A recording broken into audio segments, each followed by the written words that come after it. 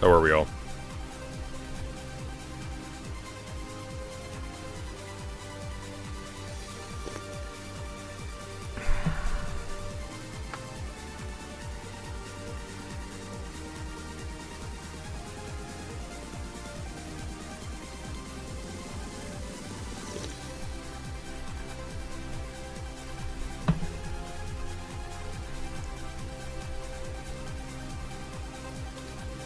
We'll get going very shortly. I'm just getting some things on the screen. I probably still won't have everything ready.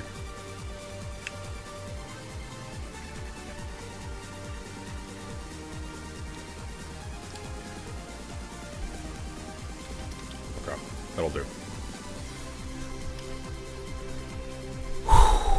Happy birthday, Titan.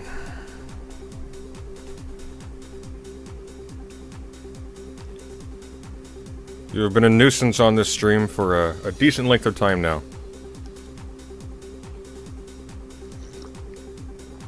I'm doing swell, thank you.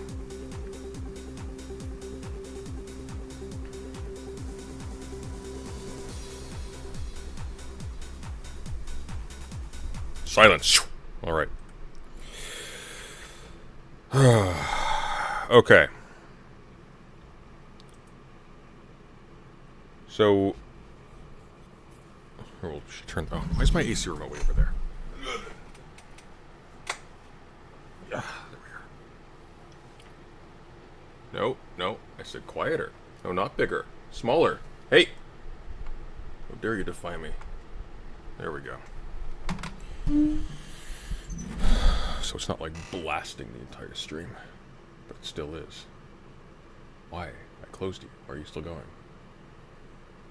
And now it's opening up again. What? Could you not? Okay, here's what I'm going to do. I'm going to close you. I'm going to open you again. And now you should be at regular speed. Alright, sorry about that. Here's looking a bit scruffy today. Who's scruffy looking? Here's some money. Now sing happy birthday. No. We will sing happy birthday.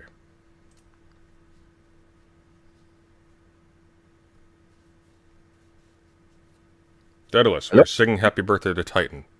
Oh, we are? Are we using his full name? Because that seems to be the request from chat. Yes, we are. All right. This is bad. It's probably not worth $2, Naomi. Yeah, it's probably worth significantly more than that, actually. The humiliation you are bestowing upon me.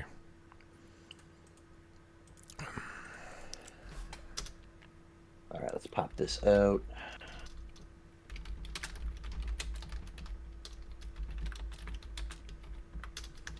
Hang on, I've got an idea.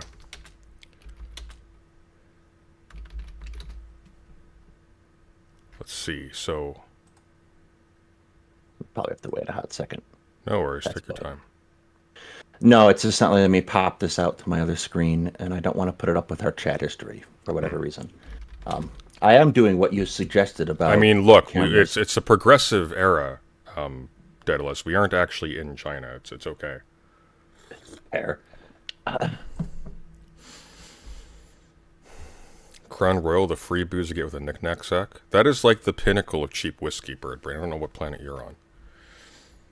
Crown Royal is the $20 stuff you get off the shelf at Walgreens. What, huh? It's got a nice light caramelly taste, okay? It's excellent for $20. Just... I mean, I've had super expensive whiskey before. It's complex, but it doesn't taste much better. No, not really. The main thing you're going for, like, there's the difference between $10 whiskey and $20 whiskey is night and day. The difference between $20 whiskey and $100 whiskey, it's there. It's definitely there. I don't know if it's, like, life-changing. No, it's just a flex, really, when you get down to it. Stop slurping your drinks, bro.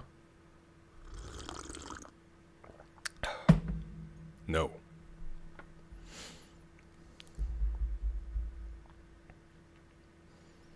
Canadian whiskey is too sweet. Canadian whiskey is very sweet. But, like... You get a free dice bag with Crown Royal. Yeah, that's a Wargamer's prerogative right there. A lot of Canadian whiskey is... Like, Canadian whiskey is not generally super expensive. I think, as far as, like, low-cost whiskeys go, I think my favorite is Jameson, which is just, like, it's very similar. It's like the way I would put it, it's like Crown Royal sort of crossed with Jack. It's got a bit more spiciness to it. Like Crown Royal basically just tastes like caramel, which is not like a it's not an unflattering description, but The one I keep on hand is Evan Williams, actually.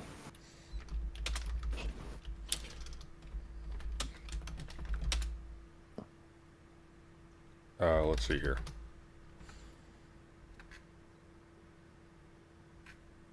Trying to find something.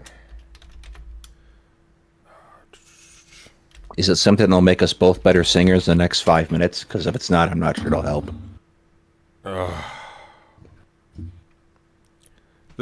So the problem is I really don't want to. That's what I'm fighting against at the moment. I'll tell you what, when I'm some whiskeys in, we're done, we'll sing you out, okay? That's how we'll do it. That's how it's listed in the thing anyways. All right. Yeah, I think that's fair. And that'll give people incentive to stick around or to leave early, either or. Probably the latter, actually, now that I think about it. So obviously we're going over the to begin with, we're going to be going over a few things actually. We're going to be going over the H3 Hassan debate, such as it is, over Taiwan. I actually haven't seen it yet. Neither have I. I have seen some of the responses though, and I have some preliminary comments, and I'm glad you're here because you can give me your impressions of them as we go. The first is that the Taiwan issue is very complex, and one of the major problems with how it's been framed is it's been sort of framed in a similar way as the Ukraine Russia issue has been, and there's elements of truth to that, but it also is overextending things quite a bit. If China were to invade Taiwan, that would be unequivocally bad. I think that's a fairly uncontroversial statement amongst people who are relatively sane. Who aren't tankies? That too. I think, however, what does need to be said, albeit in a very caring way, is that this is not because, in historical terms, Taiwan are the good guys. The reason why would not be because Taiwan, as opposed to China, has any, as a state, has any special privilege to that territory. Both are equally imperial powers. They both came into power in the exact same way, that is through military force. The reason why Taiwan is not represented in the UN is also complex. A large part of that is because in the reverse direction, they were also claiming representation for the whole Chinese state in the UN, but it's a bit more complicated than that as well. By the same token, they're also significantly better on most human rights issues today than the PRC is. Once again, they got to that position through brutal conflict, and not very long ago were brutally oppressing their people in a way we would typically associate with things like Tiananmen Square. Granted under conditions of impending attack from another force, also one that they attacked first. It's deeply muddy. Long story short, it is not a good guys versus bad guys issue.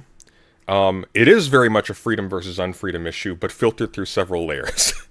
So it's yeah. There's a couple things I think is worth noting is that we aren't very good here, generally speaking, at least in the United States, about teaching Chinese history. Yeah.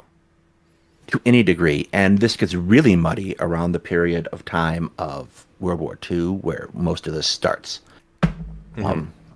So, like, there's a lot of conflict that has come and a lot of back and forth. Yeah. But I think it's inarguable to say that Taiwan would be marginally better off as Taiwan than they would be as China. I think it depends on what you mean. So, if by Taiwan you mean the state, I agree. If you mean by Taiwan as the people, as the individuals living there, I agree more. Is what I would say. I think like it's inarguable that the Taiwanese state is a one of our problematic friends. But the Taiwanese people, I think, would be infinitely better off not being under the Communist Party of China's rule. Sure, yeah. No, what's a little bit crucial is that, like, that statement applies now, It did not necessarily apply Yeah, it's a 20 very years ago. conditional Well, statement. actually, I take that back. Not 20 years ago. I think martial law ended in the 80s. My history on here is a little bit fuzzy. Am I correct on that, or I'm almost certain it was the 80s. it was the 80s? Okay. Anyways, the point is, in the last century, it has had its moments, shall we say. It is on the map as far as human rights abuses are concerned. 1987, yeah. Oh god damn, that late, huh? So Yes. yeah, now granted, in the past 23 years, it has liberalized immensely. Still very conservative on trans issues, but I believe it's legal, which puts it miles above China.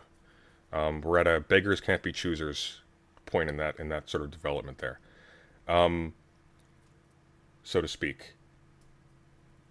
That being Yeah. said, yes, that being said, you can't really deploy an anti-colonial logic to defend China's claim either, for the simple reason that even if, in its inception, the Guomindang, the group that would become the government of Taiwan, was incredibly brutal, and incredibly brutal, and did indeed colonize Taiwan and everywhere else they took over. So would have the PRC, and so do they currently elsewhere. So there's no good guys here. There's simply who would be better for the people, what actions would be worse for the people, and in situations like this, we are dealing with problematic states. And by the way, there are no situations where you're not dealing like this. This is the global situation with every state involved. You look to the result, because that's all you have. It's not a matter of right to the territory. No matter who rules, the natives of Taiwan are not going to be represented at that state level. They are not going to have autonomy. It is going to be the autonomy of fundamentally an alien political form run by an organization that is not ultimately rooted there. That's just a fact. That's also the case for all of the PRC. When you're dealing with a state, that's the case for fucking Britain, okay? When you're dealing with a state, you're dealing with something that has uniformly asserted the rule by a center over a vast expanse of territory involving lots of diverse peoples and communities, and ignores them, necessarily, as a part of how it functions. So, Yes. yeah. So, yeah. The good guys, America, is us. Actually, I'm Canadian, and Canada voted to remove the representation of Taiwan from the UN. The U.S. actually did, I think, it's been a long time since I've read about this, but I did take courses in Chinese politics like 10 years ago. And it's been 10, God, I think it has been close to 10 years. And the U.S., I believe, actually did propose that the ROC, it's the Republic of China as opposed to the People's Republic of China. When we say PROC, we mean China. When we say ROC, we mean Taiwan. The ROC should have representation on... Did they recommend on the UN Security Council, or just UN representation as a separate state? UN representation is a separate state. Yeah, I don't think they... Yeah. If the State Department turned around and represented that, China wouldn't talk to us again until we all tattooed "There is but one China" on our foreheads. Right. That's a whole interesting set of questions too. Like, it, in a curious way, the outcome of a civil war that is technically ongoing has been, or at the very least, if you don't want to treat it as ongoing, it's technically not been deemed by either side to be concluded in a permanent way. The outcome of that has been effectively determined by outside bodies, which is sort of interesting. The sovereignty of and representation of China has been recognized as such by other powers. It's you get into really weird theoretical territory where you have continuous representation by the same organized body in the UN, but the de facto usurpation of the rule of the state by an entirely different party that has no representation. And I once again, my timeline's short on this. So that was in the 70s, I think. Hang on, let me double check this. The Taiwan question in the Taiwan UN, I question think in so. the UN, Yeah. yeah. It's not dissimilar, really, as a status of a conflict. It's not really that dissimilar Yeah. from Korea when you get down to it. and how it goes. Like you have two states, neither of which really validly recognize one another legally, but validly 1971. recognize, It was yeah, 1971. validly recognize each other as military threats and act accordingly. Yeah. So it's kind of like a weird box in which you put politics at the geopolitics at this point, where it's just a functional standoff between Sirius the says two sides. I'd inject nuance. It doesn't ignore them completely, but conceives and represents them in such a way as reflects the state's interest. No, it ignores them completely. If it doesn't ignore them, it transforms them into something manageable. This is ubiquitous. If you're talking about the PRC in particular, it absolutely ignores them completely. In fact, it actively bulldozes and replaces them. In fact, there's a book, not particularly well written, but it's insightful, called is it The Souls of China? Hang on. The Souls of China, yeah, The Return of Religion After Mao. Heavily slanted, but one of the things that it documents is the tendency of the state to sort of assimilate local religious organizations and sort of points of local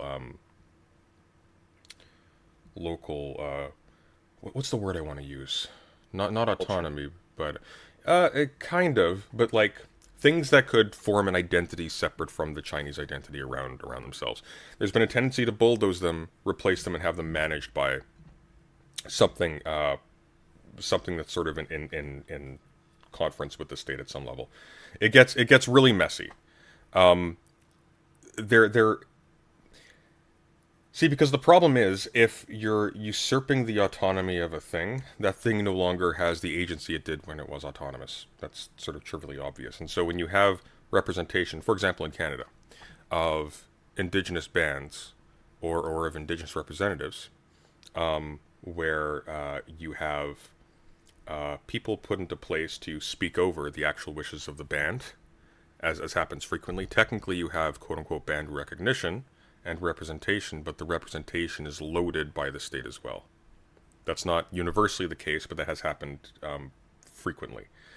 So, Yeah, and yeah. it looks a lot more nuanced from this side because there's 100 miles of water between Taiwan and China, whereas something like Tibet there is not, and they have a much more effective control over that. Well, I mean, it is nuanced, but the nuance is not like they're actually kind of well disposed and well intentioned. The nuance is there are Yeah. like realities where obviously they haven't been able to take Taiwan. There's like or to simply take Tibet, for example, by brute force. So there's elements of you have to compromise a little bit, otherwise you'll fracture your state.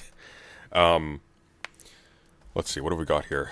Okay, anyways, so Hassan Piker versus H3H3 or Ethan Klein.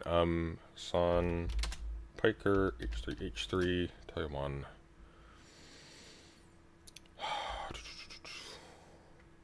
Ethan Klein debates capitalism 2 days ago. That must be it. All right. There's two things I want to go over today for sure.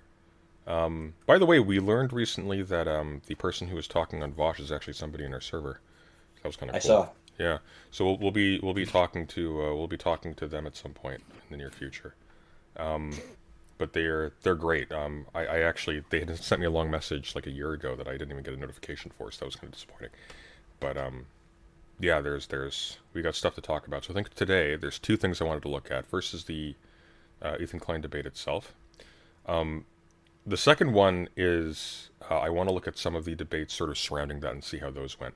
I want to look a little bit at, I think there was a Vosh one recently. There's also, this is going to be cancer, but it'll also be sort of revealing, I think, in a way, of different attitudes sort of across the aisle. I'm interested in apparently Wicked Supreme had pushback against Destiny on the Taiwan issue, which is intriguing. Yeah, I saw that one. I did not watch it, but I saw that one as well. Yeah. So I kind of want to go through both of those. So I'm going to make myself smaller just to demonstrate my magnanimity, that I don't need to fulfill the whole screen to feel confident in my abilities. There we go. And we're going to put me a little bit down here this time. See how that works. And we have Ethan Klein debates capitalism here. So let me share my screen quickly. You're cool with being off camera tonight? Yeah, I basically did what we talked about. Yeah, the yeah. entire camera thing. Oh well, I meant like for your channel for that specifically, but for tonight it's just it's Oh. easier to organize the entire screen around it because when it's streaming to Discord, it's choppier. Okay, well here we go. Let me know if the audio works. This is Ethan Klein debates capitalism with Hasanabi. I mean, it is what it is. This is a different video. Oh, is this a different video? Hang on. Oh, one sec. One sec. Quicker, Taiwan. Did he not upload the Taiwan thing? Got Keffels live with Hassan Piker as a tanky. Thank you for that. We all knew this. Where is this? H3 fans turn on him. Is this it? That's a Destiny one. Where's the, Shoot, where is it? Let's start looking. Hang on, H3 probably has it. That'd be weird if they didn't.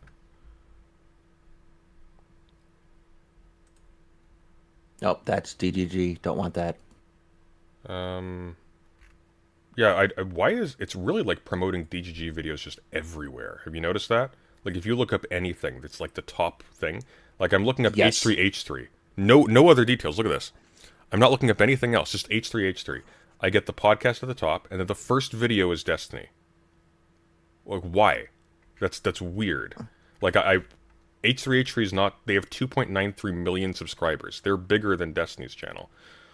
They get more views than Destiny's channel. Why am I getting Destiny first?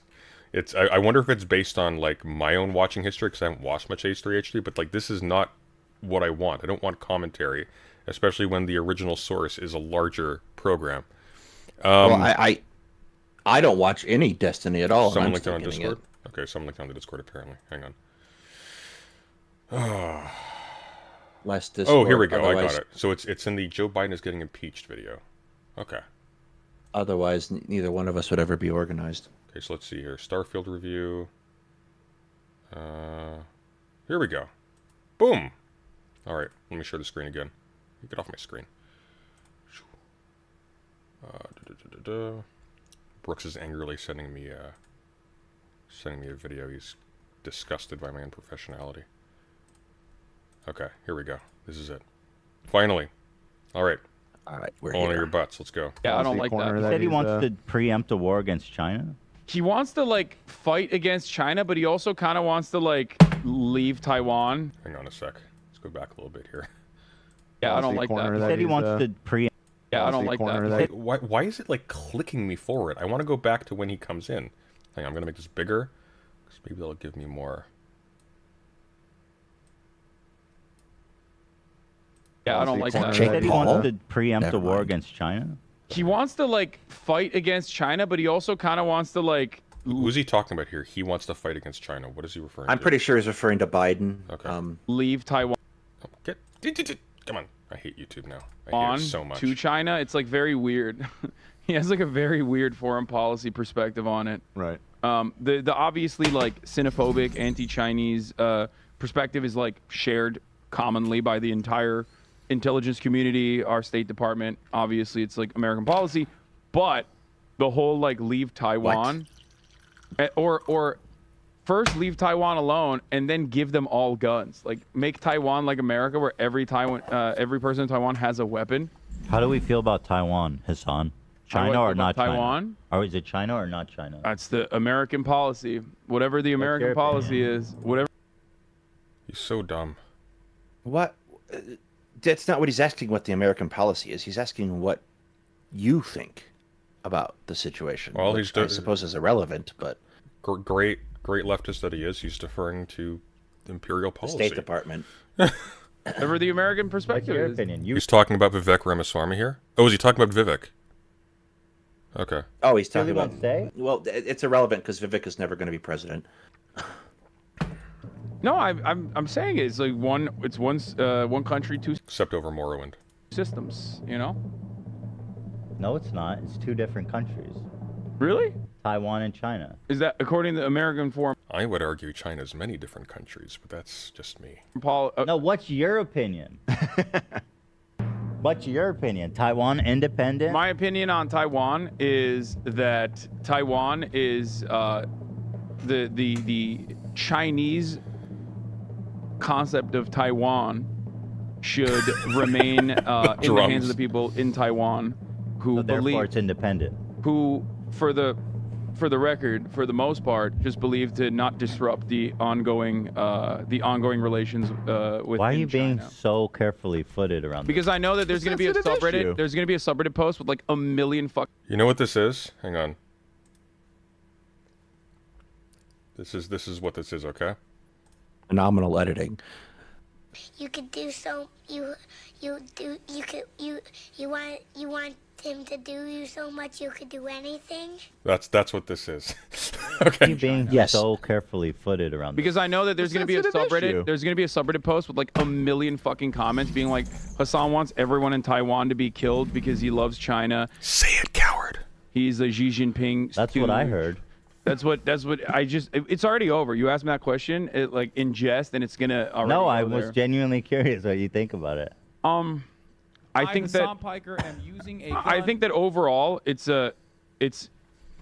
contemporary. Look. Here's a super easy anti-imperialist argument that threads this needle very easily and gets him out of trouble. Okay, I think China is very illiberal right now, and Taiwan is on the right track when it comes to human rights and how they treat their people.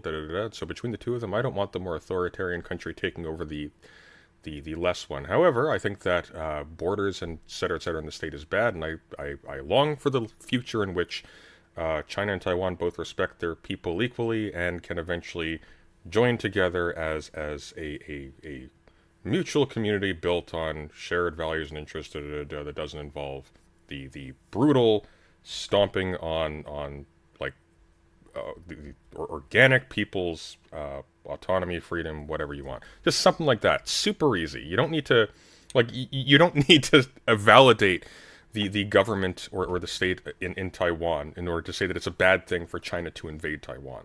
That's not a condition of making that argument well. I did that kind of sloppily, but you get the general idea. No, I know, I understand Yeah. what you're getting at, but I also have a question. I am fairly certain, and people have cautioned me to avoid these out of risk of aneurysm, that he has had some pretty spicy takes on Russia and Ukraine. Oh, yeah. About Ukrainian sovereignty. Yeah. So I am wondering if we're not just sitting here trying to not be as tanky-ish as possible and failing. Well, well, that's the problem though. Like he's caught himself in a trap because he has to, like, the logic that justifies the invasion of Ukraine is identical to the logic that would justify the invasion of Taiwan.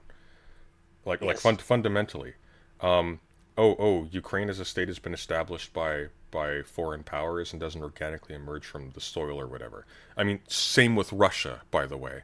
But that's neither here nor there. Like once you're at that point, if that's your argument, if ultimately,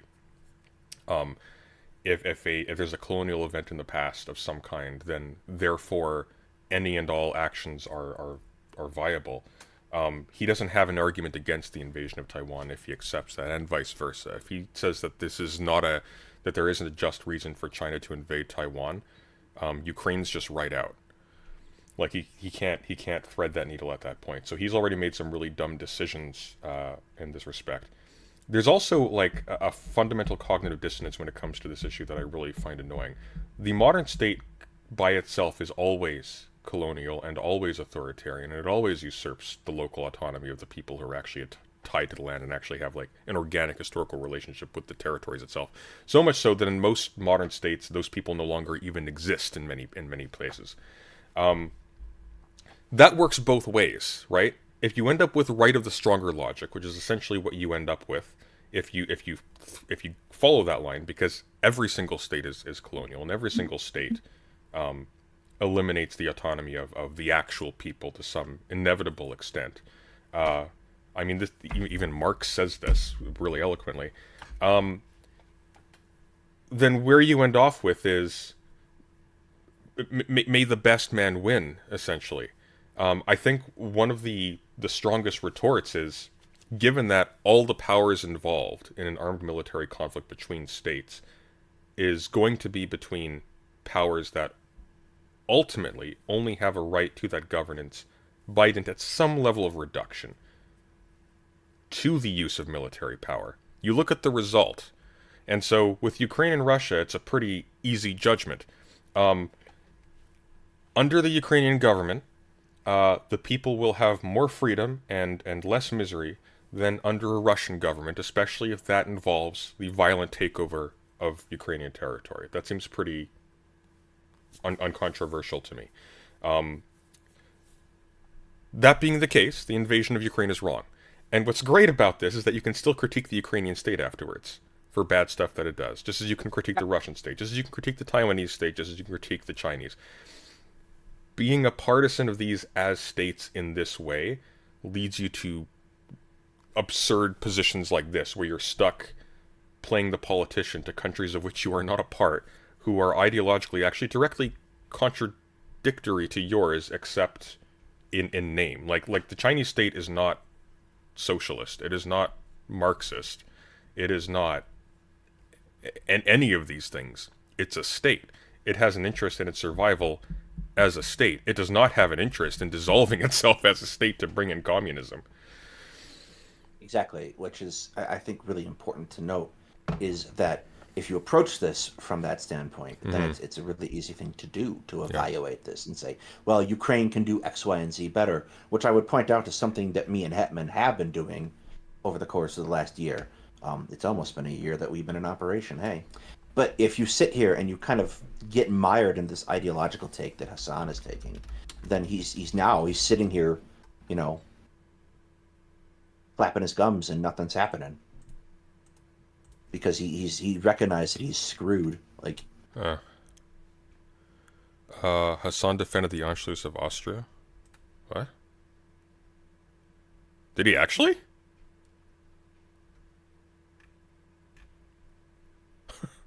that seems odd for him, even. Odd for anyone, really. Maybe Keith Woods? I don't know. History is complex. At the end of the day, if the Taiwanese citizens would ever put this up for a vote and we're like, we want to fucking be an independent nation, it's up to them. You know what I mean? They You already can't. done that? No. There's There is no. No, what Hassan said is true from everything I've read. The most people in Taiwan nowadays support just keeping the status quo, like the kind of. Now, here, crucial bit of nuance, though, to be clear. Once again, we're referring back to that period of martial law that lasted several decades. We're talking about a period in which if you were suspected of being against the Taiwanese government, you were imprisoned and brutalized and often killed. So and put in a camp. Yes. So very vital. The camp was a very visible part of Taiwanese society. Yes. So when we're talking about the people voting on an independent Taiwan, there is a very important aspect of this that does need to be taken into account when people are sort of valorizing the Taiwanese government as such, which is the intellectual tradition that would have taken the opposite stance was purged for decades. So it's a little bit tricky when you're talking about the local population's opinion on the matter, because that part of the population that would have voted otherwise, we don't know what their say would be because they've been eliminated. Yeah, so it's gone. They're dead. Yeah. Now that being said, I think they probably would in present day probably say the same thing. That's my guess, given the direction China has gone and given the fact that they would enjoy a lot more freedom now over the past 20 years than they would have back then. But they absolutely would not have enjoyed that then. Like there were strong reasons to be critical of the Taiwanese government for a very long part of its existence. But they're Strategic they're- ambiguity of the what's overwhelming going on majority, the overwhelming majority's consensus opinion is that they don't want to disrupt relations with China, and they also, like, obviously, if it was a situation between like full-blown independence versus like becoming a Chinese state, like becoming a part of the Chinese state. Oh, here we go. So Notbrooks has an interesting comment. So it's important to remember that mainland China has never had control of Taiwan ever. Well, that's a little bit tricky because the Republic of China began on mainland China. That's why it represented China in the UN. So it's a little bit, you get into like a really complicated area with what is the difference between the state of China and the ruling government of China. What does that mean? Because technically the Kuomintang as a mainland China power ruled over Taiwan in advance of the PRC becoming China in the eyes of the world, right? What do you mean it's not true? Why are you saying no? That's true. So Hang on, Taiwan wait. is They didn't rule the island? effectively- Well, what do you mean by No, they did? Japan is in control of the island at the period. Till 1951, prior yeah. Yes. Yeah. But they are in control militarily of the island long before they ever invade China in the 30s. No, true. But what I'm saying though is, so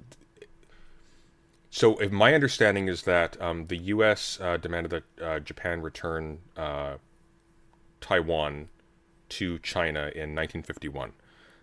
Yes. Yeah, my timeline for when they actually settled on Taiwan is unclear. But in between then and when the ROC ceased being represented as China in the international in at the UN, they were settled there, and they were only settled there.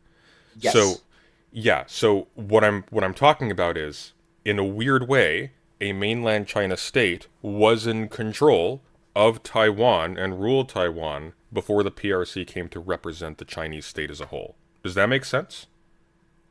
Yes. Okay, what are we talking about? Queen China? No. Like let's divorce Queen China as a concept of a predecessor state, because it's not really, in any real sense, guys, a predecessor state to the pre-warlord period of China. It's which I guess is not terribly clear either. The pre-1930s warlord period of China. This is very much a country that's an amalgamation, and you can't really draw direct lines the way that certain aspects of Chinese culture would like you to. Not Brooks is saying that the Empire of China, King China, is not a predecessor state for the PRC today. I agree. Yes. Okay, let's press on. I'm deeply confused by this. Apparently, he likes what you said, though, so we'll run with that. Okay. Do the people of Taiwan like pay taxes in China? Like, do they vote? And I don't know. I don't know if they the even have exact elections. details of that. Do But they have like travel status in China? But the thing is, like, as far as Chinese Taiwanese relations goes, like the original inception of the country is Taiwan a fascist dictatorship that America recognized as the real China until Richard Nixon normalized relations with China, and that's where they implemented the they call it strategic ambiguity, which I call lying. Hold on. This says that the current administration of Taiwan maintains that Taiwan is already an independent country. Yes. This does not have to push for any sort of formal independence. There are well, that's because they don't want to do like a full blown. Exactly. They don't want to disrupt the status quo. That's why they're saying that. Sure, they don't want to be invaded by China. They want autonomy while simultaneously being under the Chinese banner, according Seems like to they want international. independence, but they just don't want to be like attacked by China. What they want to be is not Militarily. invaded. Well, that's part of it for sure. So you understand how Taiwan was developed as a nation state, right? Like, so Mao purged and defeated the counter-revolutionary forces. Taiwan has been a larger part of like China historically, and the original Taiwanese claim was that the entire mainland China belonged to what is now known as Taiwan. And that was the American foreign policy position as well, because, you know, China was communist and Taiwan was a fascist military dictatorship. So they were like, oh yeah, we're just gonna completely ignore China until Nixon normalized relations with China. And then Taiwan became a democratic country, of course, with still this is a dramatic oversimplification. So like there was a degree to which America pays very little attention to China as a whole, because we are principally focused on the Soviet Union and countering the Soviet Union. But like, we're not ignoring China, obviously. We fought China in a war. What ends up happening, though, is that several wars, actually. Yes, I'm principally thinking Korea at the moment. Yeah. But Vietnam. Well, I'm even as well. I would even say even before the establishment of the PRC, because the nationalists in Taiwan that would come to settle in Taiwan, they themselves had a massive military advantage in the equipment that America was giving them. There's a reason why they had.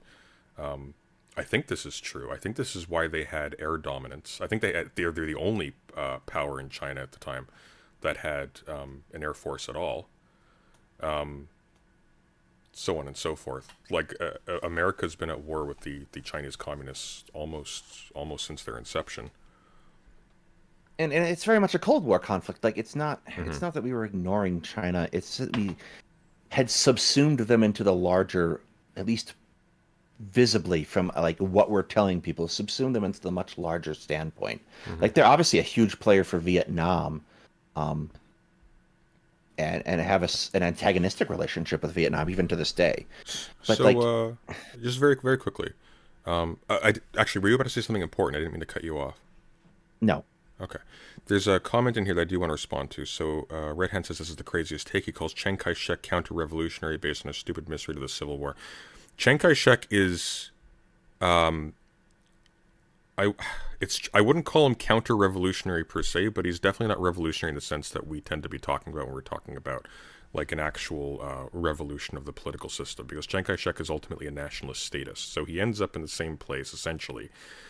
Theoretically, as where China is now and where Taiwan is now.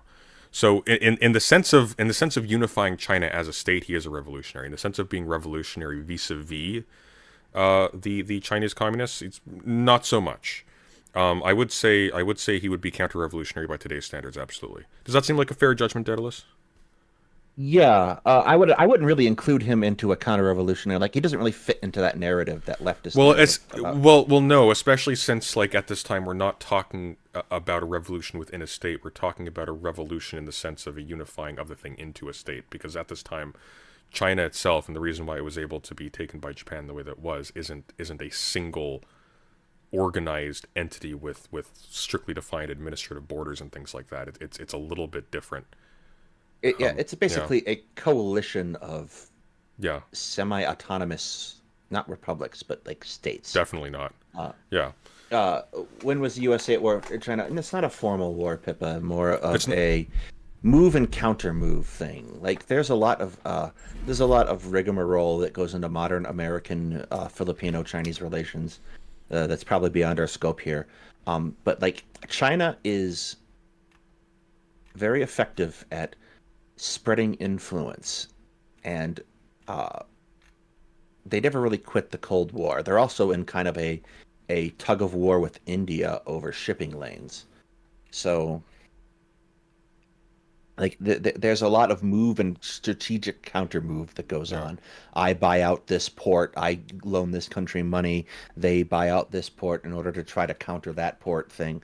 There's a lot of like money changing hands that is really where this is being decided. So I mean, in its time, I think it would be correct to call the Kuomintang revolutionary, but only with respect to the situation from which they were arising, which they were trying to change, not with respect to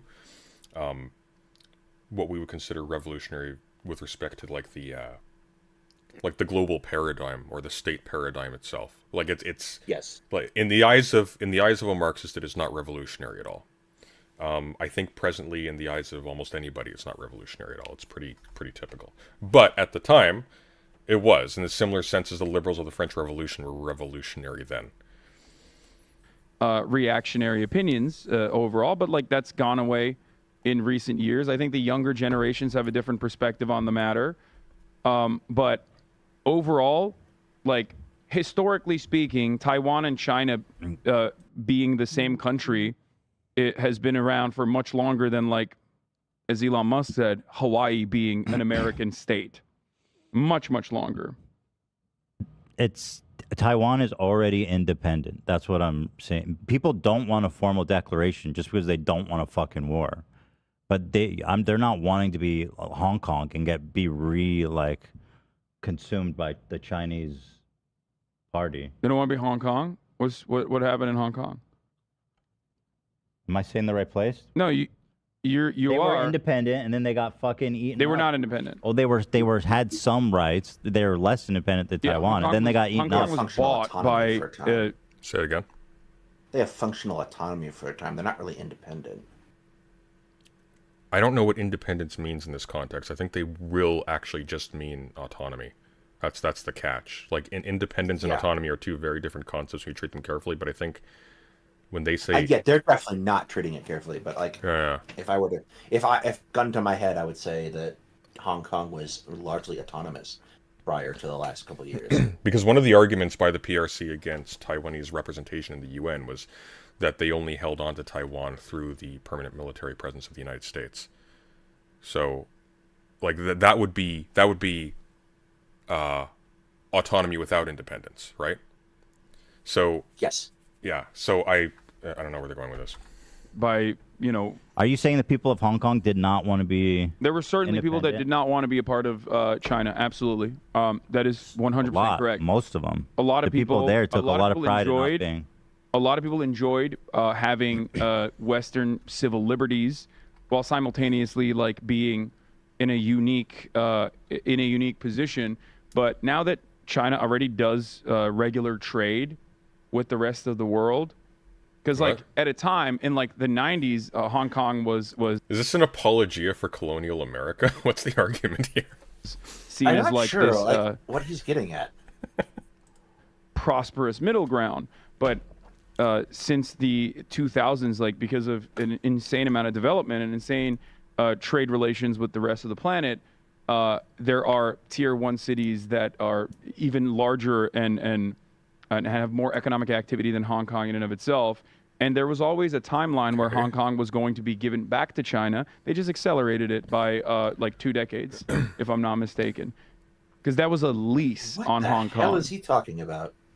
Well, that's true, but it's also completely antithetical to, like, I'm sorry, like this is a functionally neoliberal argument in favor of state authority. Not even communist state authority or nominally communist state authority. Like, when we're talking about the lease of Hong Kong, let's see, let's get the actual thing up here.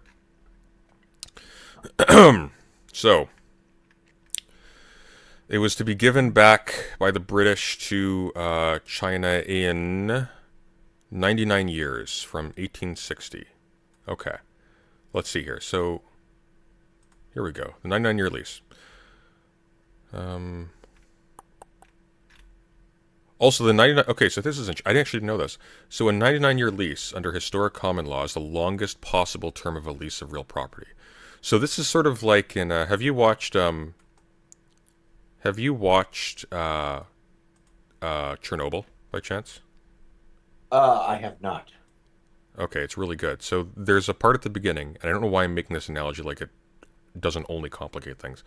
But at the beginning, there's a lot of waffling about whether or not Chernobyl's actually melting down because they received readings off their dosimeters that said they were only at like a certain level of radiation. The catch, though, is that the dosimeter they had at the plant only went up to that level. And so that's like the number they had to give when they were asked to report on the radiation levels at Chernobyl. But in actual fact, had they had a higher level one, it would have been vastly... Much higher. Yeah, exactly. So similarly here, like let's see. So William Blackstone states that a lease was formerly limited to 40 years, although much longer leases for 300 years or 1,000 years were in use by the time of Edward III. The 40-year limit was based on the unreliable text, the Mirror of Justices. In the law of several U.S. states, a 99-year lease will always be the longest possible contract for realty by statute, but many states have enacted shorter terms and some allow infinite terms. So I'm wondering here if there is a colloquial sense in which a 99-year lease is essentially indefinite, and it's just the only one that the law can recognize, and the point is to allow for ambiguity later on. I wonder if that's kind of what's happening with that. I don't know anything about this, so I'm probably just talking out my ass, but... British turned Hong Kong over to China. Mm-hmm.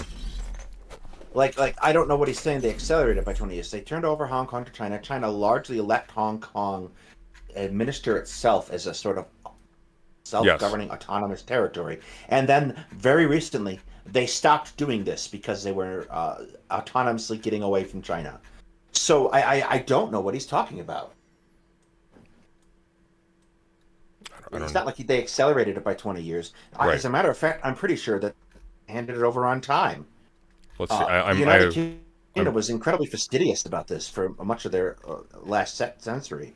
Okay, let's see. The Wikipedia page is so. The only thing they won't give back is the stuff in convoluted. the only thing they won't give back is the stuff in the museum. Okay, here we go. So, let's see. Joint Declaration guarantees the basic law of Hong Kong for 50 years after the transfer of sovereignty. It does not specify how Hong Kong will be governed after 2047. What?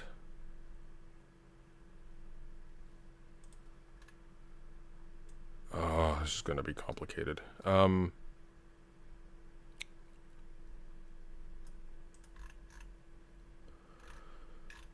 with me a sec. I'm trying to find.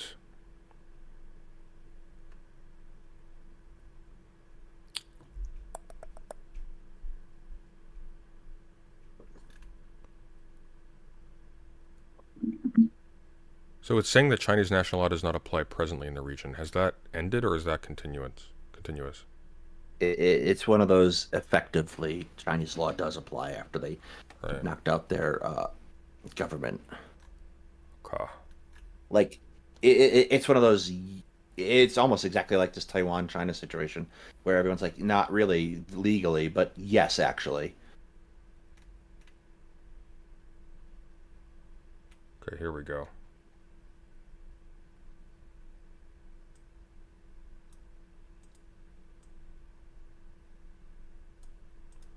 Hong Kong was transferred to China in July 1997.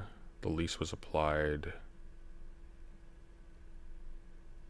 when? That was 1989, the Convention for the Extension of the Hong Kong Territory, leased for 99 years until 1997. Yes, they turned it over on time. On time, exactly on time, yeah.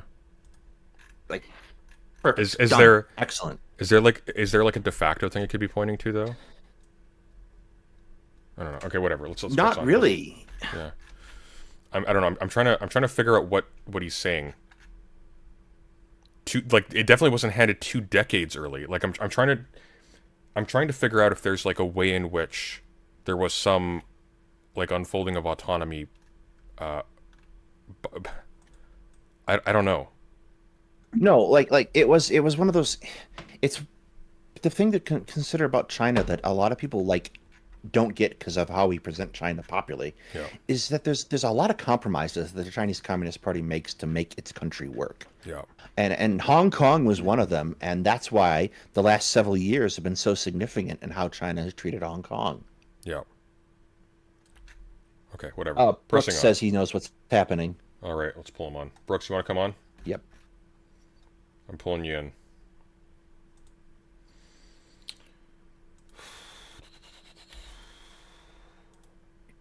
Okay, I have to reshare the screen now, so that's brilliant.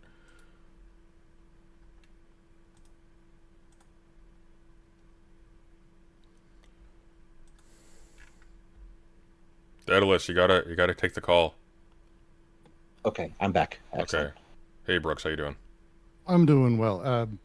So the handover of everything that happened, it's it's an amazing set of circumstances. But in the mid 1980s, they started having, because you don't just go, cool, we're going to hand over. Oh. You're still here. Okay. Can I go? Yeah. Yes. Sorry. All right. So you don't just hand over a place like Hong Kong that's worth, billions of dollars in finances and land and everything. So in the mid 1980s, they started drafting an agreement of what it would mean to have that handover, because basically businesses were starting to go, hey, China is super not friendly to us. If you've ever been to Hong Kong, there's Macau, there's Hong Kong, and there's Hong Kong Island. There's the main Kowloon area is what a lot of people associate with it, but Hong Kong Island is basically Bank Central and British Central. It's fish and chips and pubs. It's UK. And so all these guys were like, hey, this is 15 years away. I'm not going to invest more money into Hong Kong right now unless I know it's going to be able to stick around. So they came to this large thing, this big development practice of here's what the transition would look like. Here's how this would work. It would remain autonomous for 50 years post handover. but it would slowly begin transitioning. That's, I think, what Hassan is referring to, is that China has significantly jumped the gun in terms of the takeover and sort of how that would work. That's really that can't be it though. I mean, I would assume that has to. Well, be that's that. Okay, that's a good candidate if he was making sense. But I think he's just because he would say that, right? He would say like that's not what he's describing. That's not them ending the lease 2 decades early. He's being incredibly unspecific. It presumes the lease. But he's being shit about it. But we're talking about like, so 1985 is when they signed it. So if we're talking about the stuff that happened 30 years later, when China went, hey, actually, we're going to fucking start doing stuff and we're going to change. We're taking over the government and it's no longer the provisional government. That is 20 years early for them stepping in. It was a joint declaration. It was the Sino-British joint declaration around it. It was supposed to be one country, two systems for 50 years. So he's referring to something that's accurate. He's just wrong because it was supposed to be until 2047 that this would be the case. And if it's earlier than that, it's earlier than that. Okay. All right. Fair enough. Shall we press on? It's a really fascinating setup. All of this is, and thank you, by the way, Daedalus, for jumping in. People really, really fuck up China. Like when they talk about it really badly. And anytime people are like, oh, China's been around for like 1,000 years. Like, no, it hasn't. Not really, no. It doesn't work. Our conception of the state doesn't operate prior to like 1940. Same with... It's essentially the same thing as saying like the United States has operated for however long there's been indigenous bands roaming it, because it's not a single united entity until very recently. And even if you do have like a populous region that's been recognized by other cultures as having like some like definite common features sort of across a certain expanse of land, you're not dealing with a state until you have a specific administrative body with a specific legal existence, and you only have that less than 100 years ago, arguably in many cases not even today. Like it's I will take the argument further that there is a radically different United States before 1860 and a radically different one after 1865, and now a much radically different one that has emerged in the last decade. But I would say this conception of state and continuity changes dramatically, I think, as you go through. But with a unified constitution, with a unified general governance and structure, we can make a better argument that way versus China, where it's like when you're talking about the Great Ming or the Great Qing dynasties, like they would not have called themselves Chinese. And modern China is very, very Han-centric. And that would not be the case with the Ming dynasty or the Qing dynasty, who would be really pissed. They would refer to themselves almost, I would imagine, from what I've read, where they would refer to themselves as Chinese. Right hand says he's going to revert to ethnic justifications here, saying that Taiwan is a Han quote-unquote brother nation related culturally, thus the PRC is just a... That'd be interesting if he did, because that's essentially mirroring the justifications by people like Dugin for the takeover of Ukraine by Russia. But that would also be absolutely insane, because there is no history of the Han Chinese being there. Again, and this becomes a timing thing. Yeah. And we can get into that argument when it happens, but because I've been yelling about it in chat, but it's too complex for like 150 fucking letters. Like this is a far more complicated thing than people want to really deal with. Yeah. And the very idea that China has like, hey, it was China before, why not again, is patently insane on a number of levels and historically ahistorical. No, whichever... Well, it's also much more complicated than the government of China wants us to think it is, so... Well, China... Well, everything is. China just wants everyone to be Han tomorrow. Yeah, the fact of the matter is, bluntly, that whoever ends up ruling Taiwan in the future, whether it's the Taiwanese government now or it's the PRC, it's fundamentally going to be a colonial government that's imposed against the wishes of a domestic population, except until recently, because they purged most of the people who were against it. Granted, most of those people also wanted the PRC to rule Taiwan as well, so it's... Or at least that's not the true story. either. That's not true with respect to the natives, but one of the things that I was reading... That's not even true of the people who live there. Like, the idea that if you were to say, hey, Chiang Kai-shek, let's raise you from the dead, how do you feel about the PRC ruling China? Like, this is where this gets fucked up, because until, I would say, the 70s, China, it's not that they consider themselves part of China. They considered themselves the seat of China, which is not the same thing. It's not like they were going, hey, we're China too. Oh, the ROC does, yeah. The ROC was like, we are China. So yes. But I'm talking about in addition, the people the ROC was purging in defense of that claim as well locally. So it's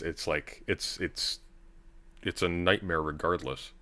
Oh yeah, no, 100%. The February 2nd massacres, like just February 12th, February 2nd. Like I think we were talking about a death toll just from purges. I think I read something to the tune of 150,000. Like it's crazy. It's a lot. It's a lot. Yeah. So the people of Hong Kong, there were certainly a lot of people in Hong Kong that did not want to be a part of the Regardless of Chinese state. But overall, if you look at the situation in Hong Kong right now, it's like they claimed that it was going to be devastating, and that has not happened. Not that we know of, because they can't. They have no freedom of speech anymore. Okay. They can't talk. Well, what is that face? Like you either answer, no, they actually do, and produce evidence, or you shut up. They lost That the part right. is true. You're right. Okay. What are we going to learn from that? I will not. They have secret prisons, I bro. do not agree with China's social or civil liberties policies. I do not agree with that at all. That's why I don't live in China. I live in America. However, you think they should take over Taiwan. having said that, you can just go to Hong Kong and you can just go to every part of China pretty much and see for yourself. This is no longer like the you can just to mention Hong Kong. You can. I mean, I haven't been since. No, it was about a year after. So it's been a few years since I've been. Hong Kong has not been difficult to get into, even since the uprisings and all the problems they had there. But mainland China is an utter. Mainland China is ridiculous. It's incredibly difficult. The North Korea style hermit kingdom where like no information comes out. Like we have Regardless, we have a shit ton of Chinese people that live in America. And regardless, a shit ton bro, of it's American not people live that in China. they had rights. They don't have rights now. They lost a lot of rights. But whatever. I mean, you're. This is interesting that you're very soft. You're very soft-footed around the issue of China. You love China. I think China. If you love China so much, why don't you marry it? Once again, I don't live there. This is one of those things where Ethan Klein's like sort of like I don't know what condition he has, but he twitches like frequently and whatnot. It just makes his delivery like sublime. It's almost Tourette's. It's Tourette's. It is Tourette's. This was excellent. But it's like it's one of those weird things where that delivery was just like a Wes Anderson skit. That was just brilliant. The way you just rolled into it was just wonderful. Yes, just like game recognizes game. Why don't you just marry it? Just kind of awkward looks away. Always, it's so good. I don't mean to make fun of him for that. Like it's legitimately like it does something to his delivery that's not a negative. I choose to live here because of the issues that you just brought up, which is civil liberties being taken away, no freedom of speech, walled garden internet. Like there are certainly parallels to the American state or the Western world that there are certainly comparisons that you could make, but overall, that kind of mechanism of control is one that I do not appreciate personally, which is why I choose to live here. But as far as like cruelty, oppression, like what you're talking about with respect to Hong Kong, the promises that Western media overall made about like how China was going to crush Hong Kong under its like ruthless, oppressive thumb has not happened. I don't think that was the point. I think the point was just that there's. I don't think anybody was saying that Hong Kong in They particular. were. So as an old person who lived through the actual transition, there's this great documentary, I mentioned it in chat, about the tunnels and the road that they built from the airport to actual proper Hong Kong. And it sounds like a really boring thing, but what it actually became is kind of a back end way of, because they were building it was like a 5-year project, but they didn't know if they could even continue after the handover. And so the handover was like slowly approaching, and the pundits were talking about in the 1997 era that as soon as this happens, that's it. Like you're done. China's coming. It was absolutely that. Is it that lately? I don't know if that's the case. I have friends in Hong Kong who would probably really, really disagree with that. But I think at the time there was brutal rhetoric around it. Absolutely. So Dinoman from the Vosh conversation wants to join us. You guys cool with that? No idea. Yeah, who let's that do is. it. He's nice. He's been in our server for a while. Hopefully you guys won't fight, but we'll see. I'll do my best. You do that, Brooks. Welcome. What do we call you tonight? Hello? Oh, he's not in there. Hey, how you doing? Hello. Hey, you want to introduce yourself to the audience quickly? Of course, hi. This is Dinoman. I talked to Vosh yesterday, and I am a Chinese person. Grew up and raised there, moved to America a few years ago. I can provide some perspective because I have friends who actually live in China. I lived in China, and I actually have friends who did political work in Hong Kong. And I just, know more about history overall, about China, contemporary history of China, as well as some of the relationship between Taiwan, Hong Kong, and modern day Chinese government. So yeah, I would provide some perspective and point of view. It's not my strongest, strong suit, but I think because Chinese is my first language, and I do know something about these related topic. Yeah, I will try to be helpful. Sweet. I'd ask if there's anything you've heard from us so far that's screaming wrong. No, actually, Brooks, you are just one thing I want to say is I've been listening to you and Sunday's conversation for a long time now. I really, really like you. Your insight thank here. God. Oh my God. Okay. Really good. No, I you love don't understand that Sunday knows very well that you're the only. It's you and honestly maybe the only maybe Daedalus. It's this entire call is all the people who've ever liked me. I was getting ready to refill my whiskey prematurely, but no problem. Yes. But yeah, always liked you, Brooke. You're I'm not quite a Delusian, but I did read a lot of DNG, so a lot of your insight, and also some Patai. So some of your insights on those writings are very good and help me to understand a lot of the harder to understand concept. So I mean, you're hitting all the notes, my friend. You are my favorite person today. yeah, please, gods of theory, don't let Dinoman misread Deleuze tonight. No, it's the big thing for me with China is so here's my little sort of backstory on why I got super deep into Chinese history. I went to a very, we'll say, bog standard American high school. Some of you have even heard of it. And we ended up having a world history course.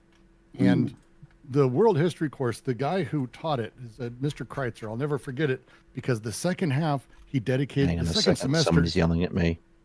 The second semester he dedicated to Chinese history. And his reason at the beginning of the year was people like to think of Chinese history as being just this country that has its own history, but there's a lot more. And he started getting into it. And then halfway through the year, the school made him stop and switch back to world history, as they called it, which was, if you want a moment that started to radicalize me, it was this. It was great. He was also the guy who taught a philosophy course that got canceled because he wouldn't teach Christianity as part of it, which is fucking awesome. That's amazing. Yes. But he started hey, take a look at these and a couple of things. I was fortunate enough to travel through China. I've been through Guangzhou more times than I want to say, and I've been through Shanghai. The one time a year no one wants to go, which is the day of death, August 15th, where it's 120 fucking degrees. Oh yeah. But I've been fortunate to travel a lot. I've spent a lot of time in Taiwan. I've actually sat in the minister's offices. I've led a weird life. Ooh, fun. And so because of this, I love that. I love that place. It's a very cool island, very cool country. I mentioned modern toilet as a joke, but people don't understand there's actual Taiwan's food and clothing scene is my favorite maybe in the world because it's so eclectic and strange, and they sort of have this belief of almost they steal everything, but it's stealing in a way that's always creative, creatively. It's really cool. But anyway, all of what you're hearing drove me down this path of really wanting to learn about China and realizing, holy shit, I know fucking nothing. And so anytime I hear these conversations about Taiwan or Hong Kong and this sort of uniform, this is China, and it's China hasn't even been China for 50 years. Like America's been America for longer than China has been anything. So it's a very strange way that we don't talk about these countries. And I think I'm really excited to have you here because it's that other perspective that, I mean, Americans are always right about everything, of course, but it's nice to have someone from there to tell us where we might be wrong. Thank you. No problem. In fact, I would maybe suggest, I would actually get on certain topic you would know more than I do, because again, I am not a Chinese person who specialized in like study of China, right? My knowledge solely came from my cultural background and my living experience there, and overall sort of this osmosis that absorb information from Chinese sources, and as well as my Chinese education, the education I received when I was in China. So, yeah. No, and it'll be really because even that, because my early trips to China, I was disabused of a lot of things I was taught as an American, where in America we're taught that like the Chinese, like I don't want to say hermit kingdom because maybe we're not taught that bad, but it is a level. And we'll never forget this one guy making a comment. I was in a tour group. I was younger, and he was making some comment about and the tour guide. And these are state-run, licensed guys who are like really good at what they do and very taught. And he lost his shit on this guy. We know what's happening. We know how to get around everything. We know about all your celebrities. You think we do not know about your world? Like he lost his shit on the guy, and it was like, okay, all right. So like it was just. There's a lot more culturally happening than I think people are willing to understand, especially because China doesn't want us to, Frank, these days. No, not really. No, the Great Firewall goes both way. Yeah. Oh God, yes. Yeah. And also there's doesn't an work with Skype very well. There's a not insignificant amount of catch up that people in the professional military education community are playing right now, because. Which is how I'm coming at this. We're playing a not insignificant amount of catch up because when they started really emphasizing China in courses in world history, like 15 years ago, so it's been a roller coaster. Well, on that point in terms of the firewall working both ways, something else that really obscures the actual diversity of the place, even at an intellectual level in like urban areas. If you think, for example, right-wingers in America have gotten really good at skirting censors and sort of having a thriving ecosystem despite having most of their language being banned on major platforms, Chinese dissidents have become masters of coding everything that they talk about. It's almost impossible to track like to track anything because everything is now covert as a consequence of that. Yeah, I mean, to be fair, not even just dissidents, just regular conversation online. Like if you look at in Weibo, like how regular people talk, because there's so many words that is straight up censored and you cannot type it out. Like you cannot have the censored word in your post. It will not be able to send it out if these censored words are included in the content you're about to send out. There is a huge amount of surveillance and sort of this checkpoint system on anything that you send online, like which means anything that goes through, anything that you can see as media in China had to be allowed by the Chinese government, which is why when you see a massive amount of like alt-right conspiracy, alt-right, like far-right, sometimes not really alt-right, more traditional posting, the state allowed it. The state allows these things to occur. Where left-wing voices talk about like queer issues, talk about like women's rights, are straight up. Oh God, queer issues in China is one of the more fascinating topics, genuinely, because it's so like we think of repression happening. Maybe we talk about the Middle East here, but the way it's enforced in China is so. I don't want to sound like I'm admiring it, but it's so complex and interesting in comparison to sort of the overt anti-queer stuff we see. It's very different, and this is what I said on Voss stream. China does, well, I didn't say that specifically, but China does what American conservative dream of. To be fair, Gijin, as I remember, he made a similar point. That China is what America cannot do because America have this sort of thin veil of liberal democracy where China don't have to give a crap, right? Like they can just do things, sometimes overtly, sometimes in the background. But if people find out, they don't have to care. They don't need a strong, some sort of public consensus to operate. They don't need that internal logic. I mean, to the outside world, they need to claim, oh yeah, I have legitimacy, I have public support. But internally, they don't have to. They really don't. They really don't. And it's an amazing, the overall setup across the board. And it's when you also start talking about even the younger generation of Chinese consumers. I work in video games.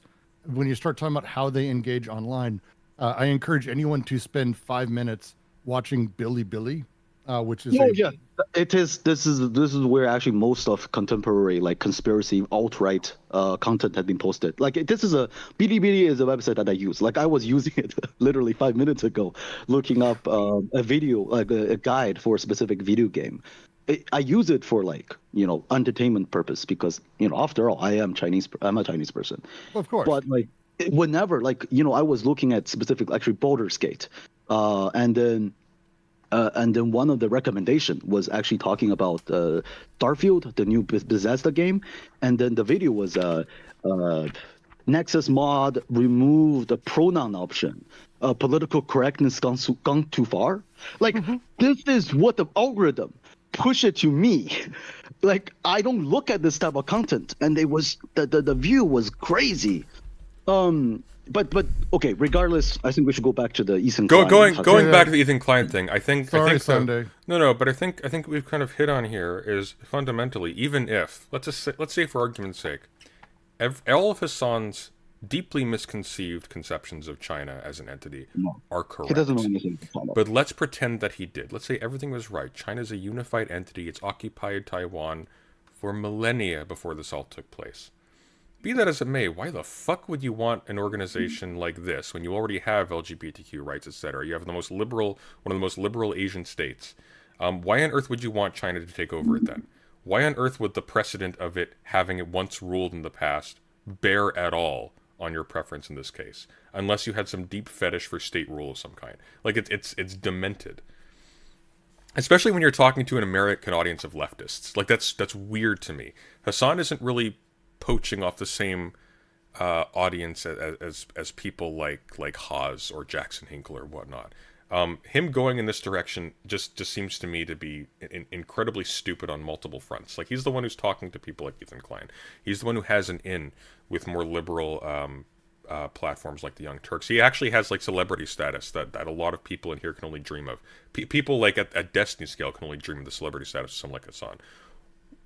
I don't know what he's doing. Like it just seems dumb. That's what he's doing. He's dumb. It's money. Like as a audience, like I don't think tankies have that strong of a. It couldn't be tankies, right? They don't have money. They're just a bunch of young communists who don't know anything about what they're talking about. A couple of them have money. There are wealthy tankies, but yeah. Yeah, like Kayla Moppins and some of them, but they got the money from like Russia Today and sometimes academia. Chinese government, when they're talking about like paying tankies, they focus more about academia, like the Confucius Institute.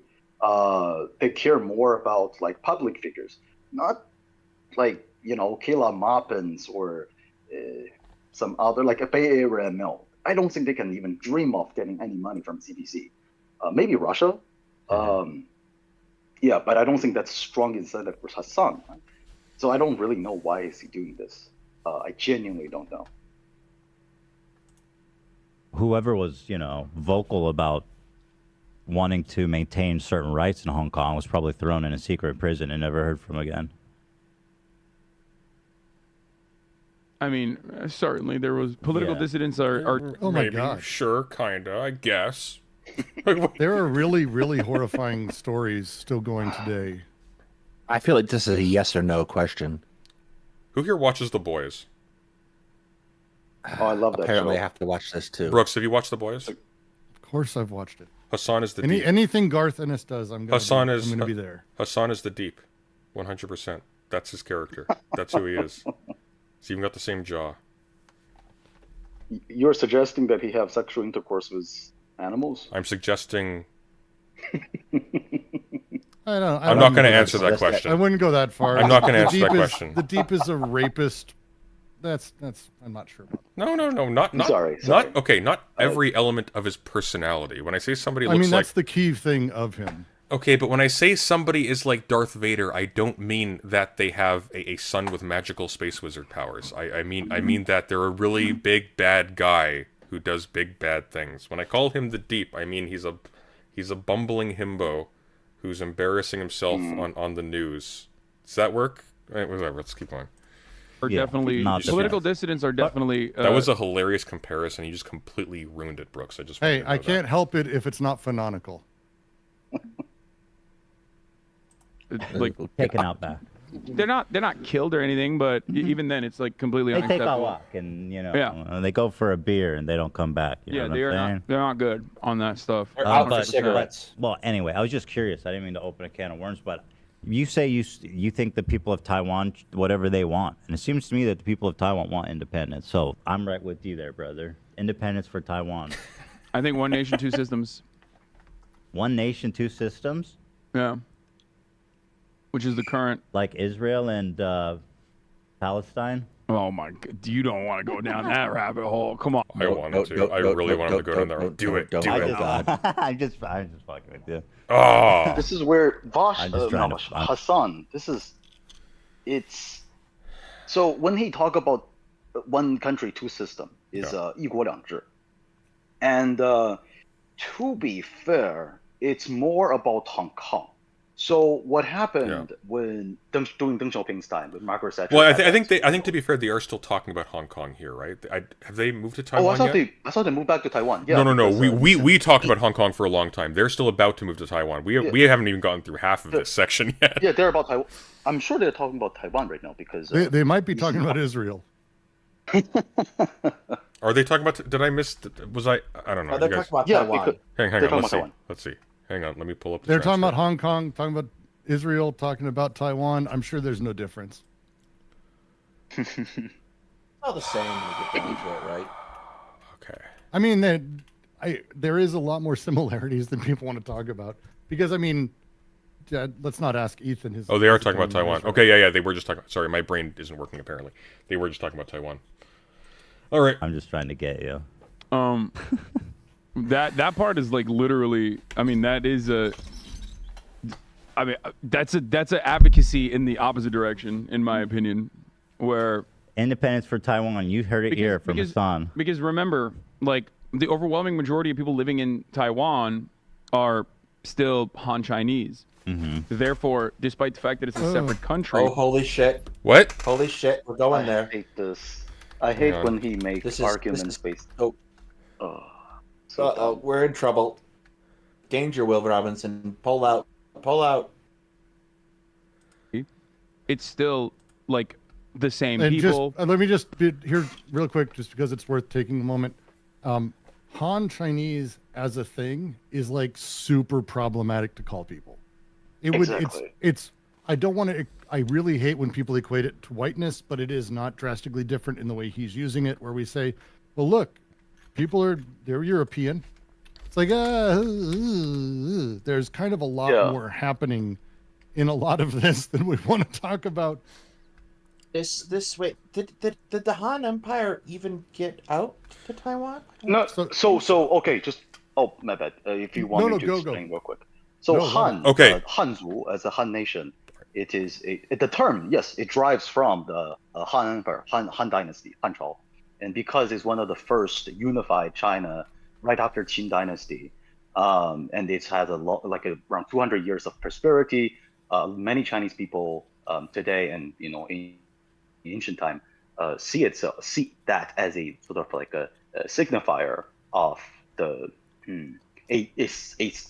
type of national identity. However, the idea of the difference between so traditionally speaking, if you go to like Ming Dynasty China, or go to even not until Yuan and Qing Dynasty, where you have ethnic group that is not traditionally be perceived as the Chinese ruled over China, the concept of Han people doesn't exist. It's more of a 华夷之变, so the debate between the barbarian and the Chinese. The problem is the concept of Chinese is so tangled in English. It means so many different things. Well, it's almost in the domain. It's It's not- almost like talking about Indo-Aryan groups. Like you're not. Yes. Yeah. I think It's it's a more huge, akin to diverse something like Macedonian and Greek. Really, is what it kind of sounds like. It's A little I've bit. always used the example. It's like saying American, but it's like how Ben Shapiro would say American. America, yeah. Okay. Right. Like I say American is people who live within the state, but like people who are like, oh, I live in the area, Trumpers who go, well, look, they're not Americans, because that now means like whatever it fucking is. Well, And, oh, sorry, I didn't mean to cut you off, Brooks. Finish the go sentence, ahead. please. Well, what I was going to say is the fundamental point here, though, like leaving all of this aside, is that being part of a linguistic or a cultural group in common with, like leaving aside how that came to be the case, in common with another state, even if we take that as unproblematic, that is not in itself a by way of justifying the militaristic annexation, even the non-militaristic annexation of that community. That doesn't make any sense. Do you know, the funny thing is, do you know there's another country that currently exists, have its own independent government, that is also majority Han Chinese? Singapore. yeah. Like, this type of argument can Well, I guess we know applied who's to next then. Singapore. Yeah, Well, but that's Singapore and not China had as it. similar to, for Well- example, Hitler making the argument that Yes, for Austria, yeah. for Austria, and then Czechoslovakia, and then well, not so much Poland because that didn't go his way. Well, somebody, If you don't think that people in Singapore aren't watching with bated breath what's happening to Taiwan and Hong Kong and going, okay, we'll see what's happening. If they are, they're absolutely. It's a wild ride. It's So a wild ride. somebody in the chat earlier was suggesting that Hassan actually defended the Anschluss. I'm wondering they if sent it to us. Oh, It's did in- they it's in send it to us? right-wing research. Do we actually? no. Do we actually? Oh, that's in the server. Well, let's take in the take a quick detour, shall we? I am intrigued. Ooh, it's in the server. So if This is he's, gonna be painful. oh god, oh god, I don't want to hear this. but you will. I kind of like Hassan. I don't think he's good, but I kind of. Oh no. I think this is coming from stupidity rather than malice. I will grant him that. Is that acceptable for everyone? I mean, Tentatively. that's. I don't think he has a bone of malice in his body. I do think he's dumb as shit in a lot of ways. So. I would probably argue a little bit more in the median between those two, but let's run with that and for the sake of diplomacy. Okay, here we go. This is Hitler wasn't bad because he decided to invade Austria. He was bad. Oh, I see. But like, Oh no. you feeling bad about the Crimean annexation does not change the reality of the Crimean annexation being a completely justifiable fucking act by the Russian government. Okay, so Oh. Shit. Wait. that's fine. And Hitler invaded Now countries I'm based mad. on Germanic ties Patience. at first. Yeah, dude. Talk to me when he's fucking throwing Ukrainians in a fucking.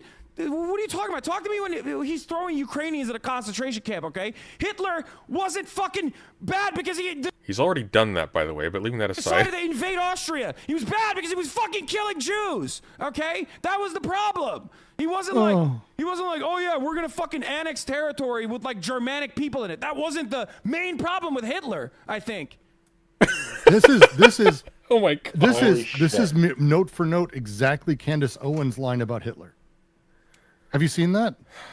Yes, I It's the did same actually. thing. Shit. I did actually. It's I exactly remember the that. same note. What was the actual line she said again? Hitler wasn't bad because he was. It was bad. because he did it in other countries, not his own. Right, that's it. I forgot about that. Oh my god. I'm gonna try to find the exact. What's the exact line? I can just. If Hitler wanted to make Germany great, and if things run well, okay, fine. The problem was he wanted. You know what kills me? This is what I don't get, okay? And this is why I hate all of these people just so deeply much, except Ethan. Ethan has grown on me so much over the last couple of years.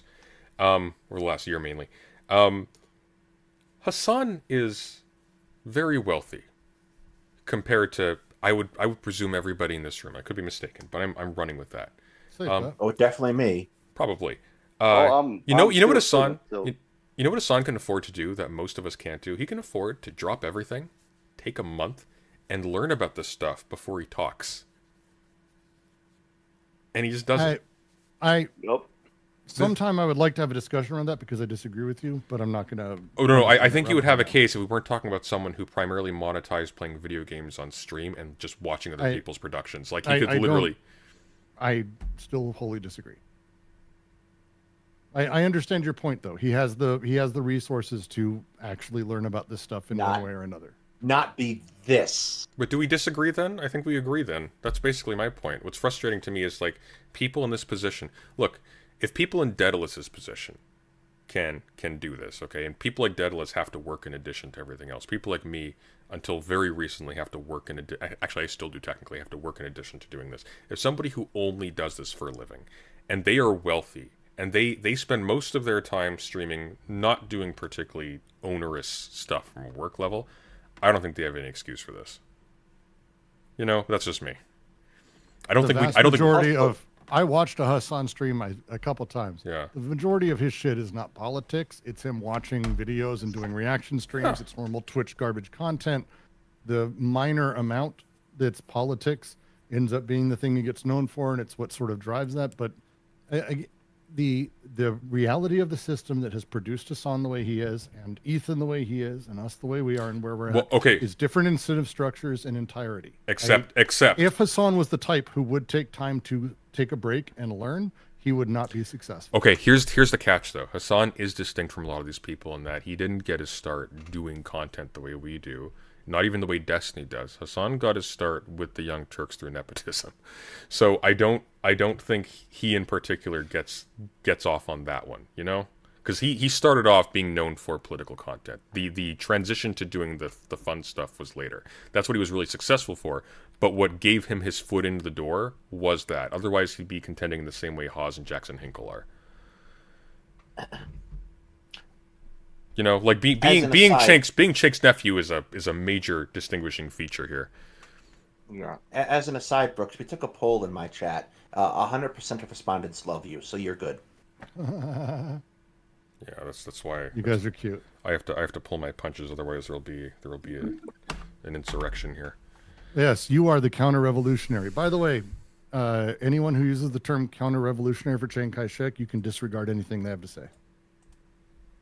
Or I already have. To be fair, Chiang Kai-shek, I mean, his politic and the way he ruled over China and later Taiwan is, I would argue, pretty fascistic. Yeah, but no, he's a fascist piece of shit. Don't get me wrong on that. But calling him counter-revolutionary is like immediately putting people in the place of the PRC being revolutionary, which I would say Mao would be, but it'd be like my comment in the chat. It's like saying King George was counter-revolutionary. Yeah. It's like he's a bigger piece of shit, sure, but it just creates. Chiang Kai-shek sucked. A piece of shit in a lot of ways, for sure. Yes. Not going to disagree with any of that. Surprisingly, his son, the second president of Taiwan, Jiang Jingguo, to Soviet. So Jiang Jingguo actually studied in colleges in USSR. Well, so did Shek. Hmm? Yeah, they both did. Yeah, Shek as well. Oh yeah, both of them did. Yes. Yeah. Yeah, but I think it affects Jiang Jingguo's politics a bit more than Chiang Kai-shek. Yeah, and the whole thing is fascinating because again, and this is where when we start talking about Taiwan, the time frame of things is not. We're not talking about like a stable series of countries. We're talking about a massive time of exceptional turmoil in a way that actually I think in the West we can't even like really understand.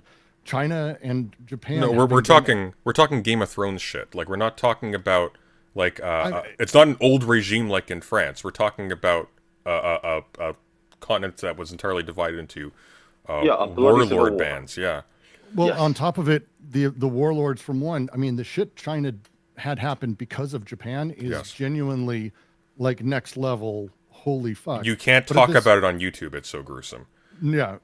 There's extraordinary documentaries on it. I don't recommend because it's actually really horrifying and really sticks with you. But we will be here on my channel, getting as close as I can without going over the line in the next week or so. The time that was happening, though, Mao seized his opportunity. And this is like, to Mao's credit, that's the time to fucking do it. If you're going to do it, this would be the time.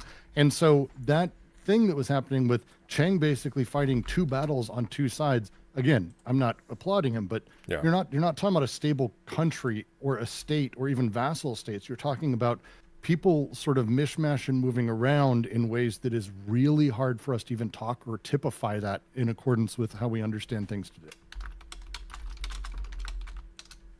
All right, let's press on. The language like is the same. People will say Ukraine belongs to Russia for that exact reason. I don't think Ukraine belongs to Russia because Ukrainian nation state, the Ukrainian nation state project, there are similarities. You're not wrong about that. But the Ukrainian nation state project as a well-defined nation state has always has been around for much longer than like Taiwan being an independent nation state. So the people's entitlement to freedom. Like you can make a better argument for Crimea being a separate country than like. But what I'm Ukraine. hearing is that it's just a function of how old their culture is, how entitled they are to freedom. It's not. I don't think that it's like those two Ethan's quite concepts good are at not. Ethan's really good at this. That's a very good, making simple good- line. Yes, he's I making don't good, think we're strong talking counter argument. just Nanjing Titan. The two concepts at play here, like it's not like entitled to freedom versus. By the way, at the end of this segment, you're all going to regret bringing on here. Just a heads up. Entitled to freedom versus what was the other thing that you said? Well, it just seems like you're talking about like their they have some kind of national heritage or identity. Well, the thing that I was mentioning there, the reason why I mentioned that is because you were talking about making a comparison between like Israel Palestine, being the same. Yeah, but the comparison between Israel and Palestine actually holds more well than he thinks, because the issue with the Palestinians is not that they outnumber the settler class, and it is a settler class. Like it's literally like, if you ever watch what is it called? It's something plus. There's a good channel on YouTube that actually has that had a reporter actually walk through the Palestinian zones and what they look like, and it's absolutely horrific. The issue is you're talking about a group being completely stomped down and having their communities broken up by another group that's claiming some kind of theoretical precedent or theoretical claim. I believe, or like the population's exploded, so I believe the population back when the initial settling took place it was relatively small. It wasn't even 1 million. I think it was like and keeping in mind like the estimates can't really be trusted necessarily, but I think it was estimated to be about 700,000, 800,000. Looking at about a little over 1 million, I think. It was a little over 1 million. That's the actual estimate. Okay. Well, I'm off by about almost 50%. I have to be right back. I'll be there. Take your time, yeah. Right AJ Plus, that's it, yeah. Really, really good. Miserable documentary, but really, really good. Yeah, it just doesn't matter. Especially when like the disparity is arguably produced. Well, and again, cultural meaning and what that means in this context. Like, I genuinely don't think I have my opinion on how that would work in this context, like with Taiwan, for example. Well, if you're Han, you have the Joestar. Well, I think birthmark on your back. I think there's a huge difficulty in anyone saying what the cultural heritage is of anything, especially in the world over the last 50 years. The idea that you are a thing is also wild to me. Also, interesting admission that the PRC definitionally on that judgment cannot be revolutionary, because it's relying upon an intellectual heritage, which is the exact opposite of being revolutionary. Well, I mean, not just that. Go ahead, please. Oh, nothing. It's just the way Chinese government claim its own legitimacy over, for example, East Turkestan, or they'll call it Xinjiang. Like, for example, the name Xinjiang was literally coined by a Qing dynasty emperor after they took over the land, because originally it was the Zungar Kante, Zungar Hanguo. They had a war between the Qing Empire during Kangxi Emperor's time And they basically kind of slaughtered about like 80% of the original inhabitant. That doesn't include Uyghurs. There was another group of people. I forgot what group of people they were, but they sort of integrated into the Uyghur population we see today. Or Tibet, that was ruled over during, again, Qing Dynasty. But it was more of a sort of a self-rule. There is not much sort of political tie from the Qing government to Tibet, as well as Mongolia. Oh, yeah, But the way Mongols, Chinese for sure. government, yes, I mean the reason why Mongolia today is a separate country mostly because of USSR. However, like the PRC today, the way they claim its own legitimacy over these territories is because they say, I am the China, as in I have this long line of dynasty that had been ruling these places, and I am the legitimate sort of the not offspring, but how to put this? It's like the person you point your will to, right? The Chinese government today claims it is China, thus I have legitimacy over this land because previously a group of people ruled over this land that call themselves China have conquered this land. That is basically the Chinese argument over majority of its territory. Like when it's talking about Taiwan, it's the same argument. It is that historically this has been a place that a government that would be perceived as China during that time ruled over that place. So me, the modern China, should rule over this piece of land. And yeah, the same deal with Taiwan or Hong Kong, Tibet, Xinjiang or East Turkestan, or rest of the place that incorporated into the concept of China for the past 200, 300 years. And yeah, this is where I find it very interesting, because if you are like when Mao sort of liberated Tibet or liberated Xinjiang, so basically when Qing Empire fell apart, the Republic of China lost a lot of its control over these region, because previously Qing Empire didn't actually have a strong grasp over this region anyway. So they had a lot of their own independent movement. For example, like especially in Tibet, there was a really strong communist presence in Tibet.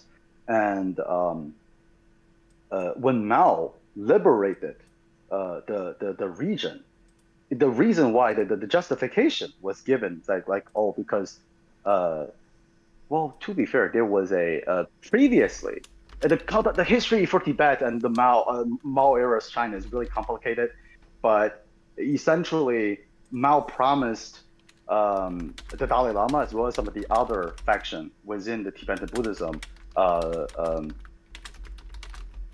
self-rule rights. I forgot the term. What is the term in English? The rights of self-rule in a region, self-autonomy, right? However, he later sort of revoked that, and he basically is worried that specifically Dalai Lama would challenge his rule in Tibet. So that's why there was a civil war that happened there. Well, the People's Liberation Army crushed the Tibetan army really quickly because one side have significant more firepower than the other side. A similar thing happened in Xinjiang. Daedalus, you back with us? The I will take your silence for a no. Yeah, but the reason for these, the justification for these military action was in the name of liberation, right?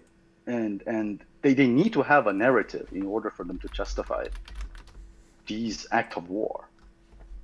But modern China don't really do that anymore. No, they At really least- don't. And when you go back, one of the better Mao wrote actually a lot of really good shit. If you haven't read a lot of it, I always recommend everyone. It's worth doing.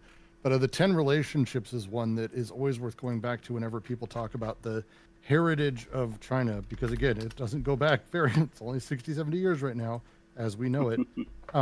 But it's important because the idea of Han nationalism as a thing, Mao was deeply opposed to, exceptionally deeply opposed to, and saw it as basically a place that would be ripe for abuse and the estrangement of minority classes. And he pointed to actually Russia specifically and how Russians treated others, Tartars and other sort of people of Russia, with derision, and how it was a failure of a state. Like Mao actually said that early on. So it's a really big deal to him that we have sort of a more egalitarian everything. All right, so we've covered. I am back. Thank you. We've covered 10 minutes of a video in an hour and 51 minutes. This is a first. Let's just finish this thing and then let's talk about it. Of course. Okay, Of course. unless something bad comes up. Same. I grabbed a beer. We're in business. I think. Good. Makes that kind of, especially existing under the construct of having like one nation state regardless, with freedom of travel in between. It's literally like a mile off the coast, you know what I mean, of China. Having all of that factors into like whether there's going to be assimilation or not. And there's no need for assimilation even. They have like normal trade relations with Taiwan, you know what I mean? It's like, that's why it's considered to be a delicate political conversation, but one that currently the current system benefits both. And so if that's absolutely not true, by the way. There's no Taiwan and China are not like normalized. Taiwan has massive amounts of trade with everywhere else as sort of opposing China, and it would be a huge upturn to their economy, like in ways that I can't even describe. He's also he's flattening several different categories all at once into this notion of Han as well. That I think extends even beyond the use of the word Han, because Han does not imply any kind of common community in the sense that would in some way get rid of the intense discomfort of being ruled over by a distant power. Well, to be fair, Yeah. the modern Chinese government like to have a narrative that is similar to how Israel sort of prompt Zionism, in a way that, because again, the idea, most Westerners are not familiar with the different concept that Chinese people themselves would refer to, like how complicated the concept Han nation is, or even the concept of Chinese. But Chinese government really like to propose itself as sort of this united block of culture identity that they would claim this concept of 中华民族, 中华民族as in the Chinese nation. And what that means is basically the Han nation, like ethnic minorities culture are not included in this type of stuff. When they are trying to propose this national identity, it is an empire that try to attempt this sort of narratively attempting the building of a nation state. In my own opinion, I think that's kind of what China is trying to do right now. And in a way, this is a very funny part about why Hassan constantly talk about like Han Chinese in Taiwan, because Han people in Taiwan who use Mandarin and they use Chinese, their culture and the way they live their life, it's not the same as contemporary Chinese people. Someone in the chat just sent an interesting poll. So from December 1992 up to December 2007, actually a very large majority up until about 1997, then a slim majority up until about 2007, identified themselves, according to multiple polling agencies, as being both Chinese and Taiwanese. Not Chinese and Taiwanese. From December 2005 up, actually from 2008 up, you have it being 50% and then rising in the opposite directions till 2020. As of April 2022, we have 80% identifying as Taiwanese, 10% identifying as both, 5% identifying as Chinese. That's a radical difference. The older generation tend to have a stronger connection with the Chinese identity, because often they are either like, for example, they can be the migrants that came to Taiwan with Chiang Kai-shek, or they are the like second generation from this group. Like, for example, I remember clearly when I was in college, there was a guest that came to my college to give a speech, and he is Taiwanese. He's the college he's from, I'm not going to disclose because I'm not going to try to dox myself, but he's a younger generation Chinese person. Taiwanese person. He's like in his late 20s, and one of my college Chinese professor. She is a Taiwanese person. She's around like 50. Yeah, and the conversation, the lecture was actually about colonization in Taiwan. And in the end of the lecture, they actually had a very interesting topic, conversation about how does the Chinese identity play into the national identity of Taiwanese. Like the older professor would say, well, I identify as Taiwanese, but I also identify as Chinese and I'm proud of my culture. And the younger lecturer was like, oh, yeah, no, it's fine for you to feel that way. But for us, a younger generation that has basically lived throughout our years in Taiwan, lived through this fear of a greater authoritarian power that will take over one day, drive us away from this Chinese identity, because none of them want to identify as Chinese anymore. If when they think about China, all they can think about is authoritarian control, act of war, and sort of the end of their life that they know of. Right? It's the same thing with Hong Kong. The younger generation tend to have a more alienated relationship with their Chinese identity for the same reason, because to them, most of their life's problems are caused by the PRC and the CPC. So how can they have a close identity related to their Chineseness? They can't, because to them it's a threat.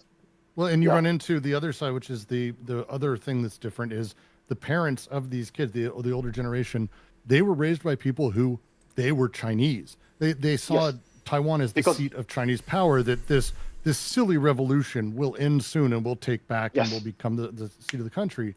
And so Chiang Kai-shek really liked to push that. Yeah, it was huge for years and years and years. And then basically you have people starting to be born in the 80s and 90s who they're a generation removed from that. Now they're even more removed. So it's a completely different world.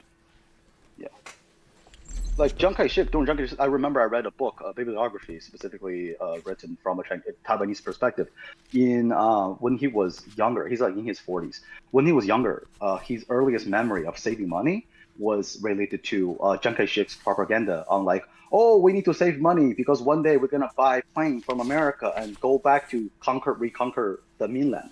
反攻大陆. That's always in the back of the head of Chiang Kai-shek, because he still wants to win this civil war, even though he know he can't. But he always wanted to do that. That's why he wanted to fight over the legitimacy of China, and that's why Taiwan was still the China in like United Nations until in the 50s, right? So this was a kind of interesting dynamic between generations. And the other, just to mention, when you actually go to these countries and you see kind of how they handle these figureheads, Chiang Kai-shek's memorial and everything it's genuinely one of the more impressive, gigantic places I've seen. It's very clear, like I don't want to say like deity level, but Jesus Christ, the reverence for Chiang Kai-shek in Taiwan is amazing. And it's the thing that very much there's a pall of that over every discussion we may have, because them being Chinese, when someone in Taiwan says, no, I identify as Chinese, they don't identify as that Chinese. Like it's different. It's a completely different existence in a way that's really hard to sort of encapsulate. All right, let's press on. China takes military action against Taiwan, as some people speculate may happen. Yeah, I mean, that would not be good. I don't think that would be good. I think that would be really, really terrible. War's bad, okay. Terrifying. It would be disruptive for the entire global economy as well. Oh no, the economy. Well, right, but I'm just mean like from whose army are you joining? Front line are you fighting? I'm fucking moving to Taiwan. I'm moving to an undisclosed location. I'm moving to an undisclosed location. I'm on the front. I'm gonna be on a fucking ship. Whoever has screaming. the best computer chips, I'm fighting for. Okay. I'm a chip boy myself. If it wasn't for America, China would have some pretty solid chip technology, but America's like regularly trying to stop that process. Like they went to the Netherlands to be like, you can't sell China your chip technology, which is fucking insane if you ask me. It's incredible. Biden's administration. destroyed the current Chinese government had been trying to build up their chip manufacturing technology for a pretty long time now, and during the Biden administration, they kind of destroyed China's plan, which is really funny because like the Biden administration doesn't talk about it, as well as I don't hear any American like mainstream media have any round covering that news. But in China, it's a huge deal. It was a huge deal. There were even like show and movies, specifically like propaganda movie, specifically made about this topic. But yeah, I just didn't hear anyone at least in my because no one here has a clue about how any trade deal actually works, or when we say things like, yeah, no, all the skilled labor was required to leave China at the same day, everyone's like, so what? And you're like, you don't understand how this shit works, my friend. Like, there was entire companies that were basically neutered in a day. Yeah. It was wild. Unfortunately, for Biden, the Republicans don't know how to read, so they haven't noticed yet. This is as of this August. Apparently, this is very recent. Yes, very very recent. Yes. This was the last couple months. Yeah, I don't know why Biden like if I'm Biden, I'm gonna run on this. Like literally, I will tell my Republican opponents, like, look at me, I win the trade war. Like I literally hurt America. What did Trump do during the trade war? Nothing. They didn't. I don't know. They're gonna start going on about how actually China's anti-LGBT laws are based. That's more likely. Oh God. When we're talking about Biden and his policy with China, it's a lot more nuanced. He's not anti-China, even though he has some rhetoric that way. A lot of his work is really much more about sort of maintaining hegemony. Like, again, the neoliberal state is not necessarily anti-China. China is an absolutely necessary part of the neoliberal state. Yeah, I mean that's why Bill Clinton, like how fast he stopped the trade block after the Tiananmen Square. Like it was astonishing how fast he just like, okay, yeah, I guess people don't remember what happened there. No. Yeah, there's a certain degree to which China provides for the moment a vital service in terms of cheap labor for popular goods. And so what Biden really is hoping to do, I think, is put China on the back foot longer so that they don't have to reckon with this problem. I would generally agree with you. It's much less about the Republicans are like, go to war with everyone because they don't have a nuance. But Biden's is much more the, hey, no, we're going to fuck with you. You fuck with us. And that's kind of because it was done in retaliation for a few things. China does shit back. And so there's this kind of tit for tat thing that's been happening as we play the game. And that's, I think, the thing that the Republicans don't do. So what the objective is, though, I think in Biden's case, and anyone who's not losing their mind in the American defense establishment, is to disincentivize China to change the status quo. So that's what this nuclear sub-deal with Australia is about, and that's what this is about. So, Puerto Rican vegan, in all caps, musician socialist has said in the chat, the Kuomintang was a fascist government of China that moved to Taiwan. If you don't understand the U.S. bourgeois influences at play, you are a buffoon. It is a fascist government. No joke. But I'm pretty sure I began the stream. I'm pretty sure I began the stream saying that actually. Like we didn't say it wasn't, but I would challenge you to provide me a picture of a buffoon, please. So true. The funny thing about a lot of tanky talking about this topic is that they see Taiwan as this like bloc that never changed since Chiang Kai-shek. It's not the same freaking country anymore. After Jiang Qingguo take over and gave up his power and stepped down, it is a vibrant liberal democracy that has different opposition. The Nationalist Party is not in control. The Nationalist Party today is pro-China. Not kidding. It compared to the Minjin, the Green Party. It's not like a green politic party, but the color is green and Kuomintang's color is blue. Kuomintang is significantly more.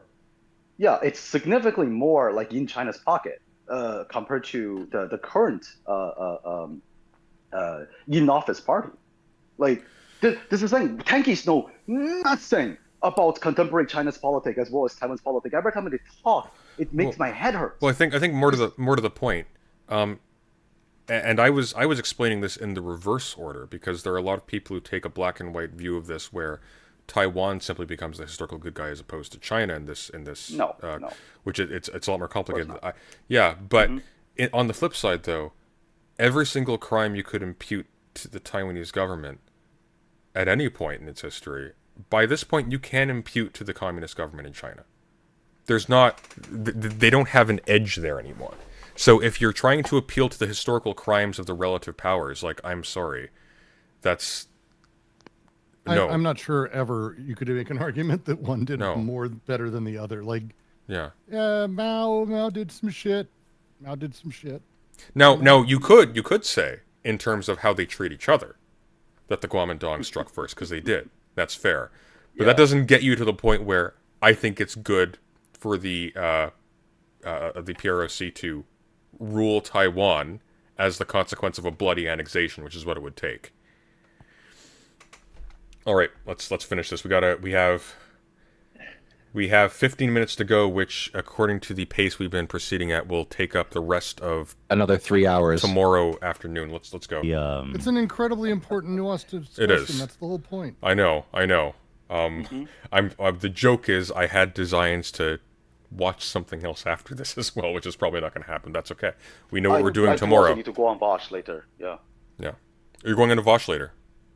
Yeah. You know what? Actually, you can do me a definite service then, Dinoman, because I want to raid into Vosh later, but I don't have perms. Oh. You should go bully Vosh when you go talk to him to give me perms. Oh yeah. I'll just tell him, Sunday's my friend, and Bless I think you. you should let Sunday on. Bless you, sir. Hey, come on. You are welcome back anytime. All right. Oh, thank you. Please. Let's finish this bad boy. The takes in chat, how many people are like, just the polarization of this topic. It's fucking insane. Well, of course there's going to be polarization on the topic because the American media has been gearing people to be across the board, like, vicious, no matter what, to any foreign adversary, China being the main foreign adversary now.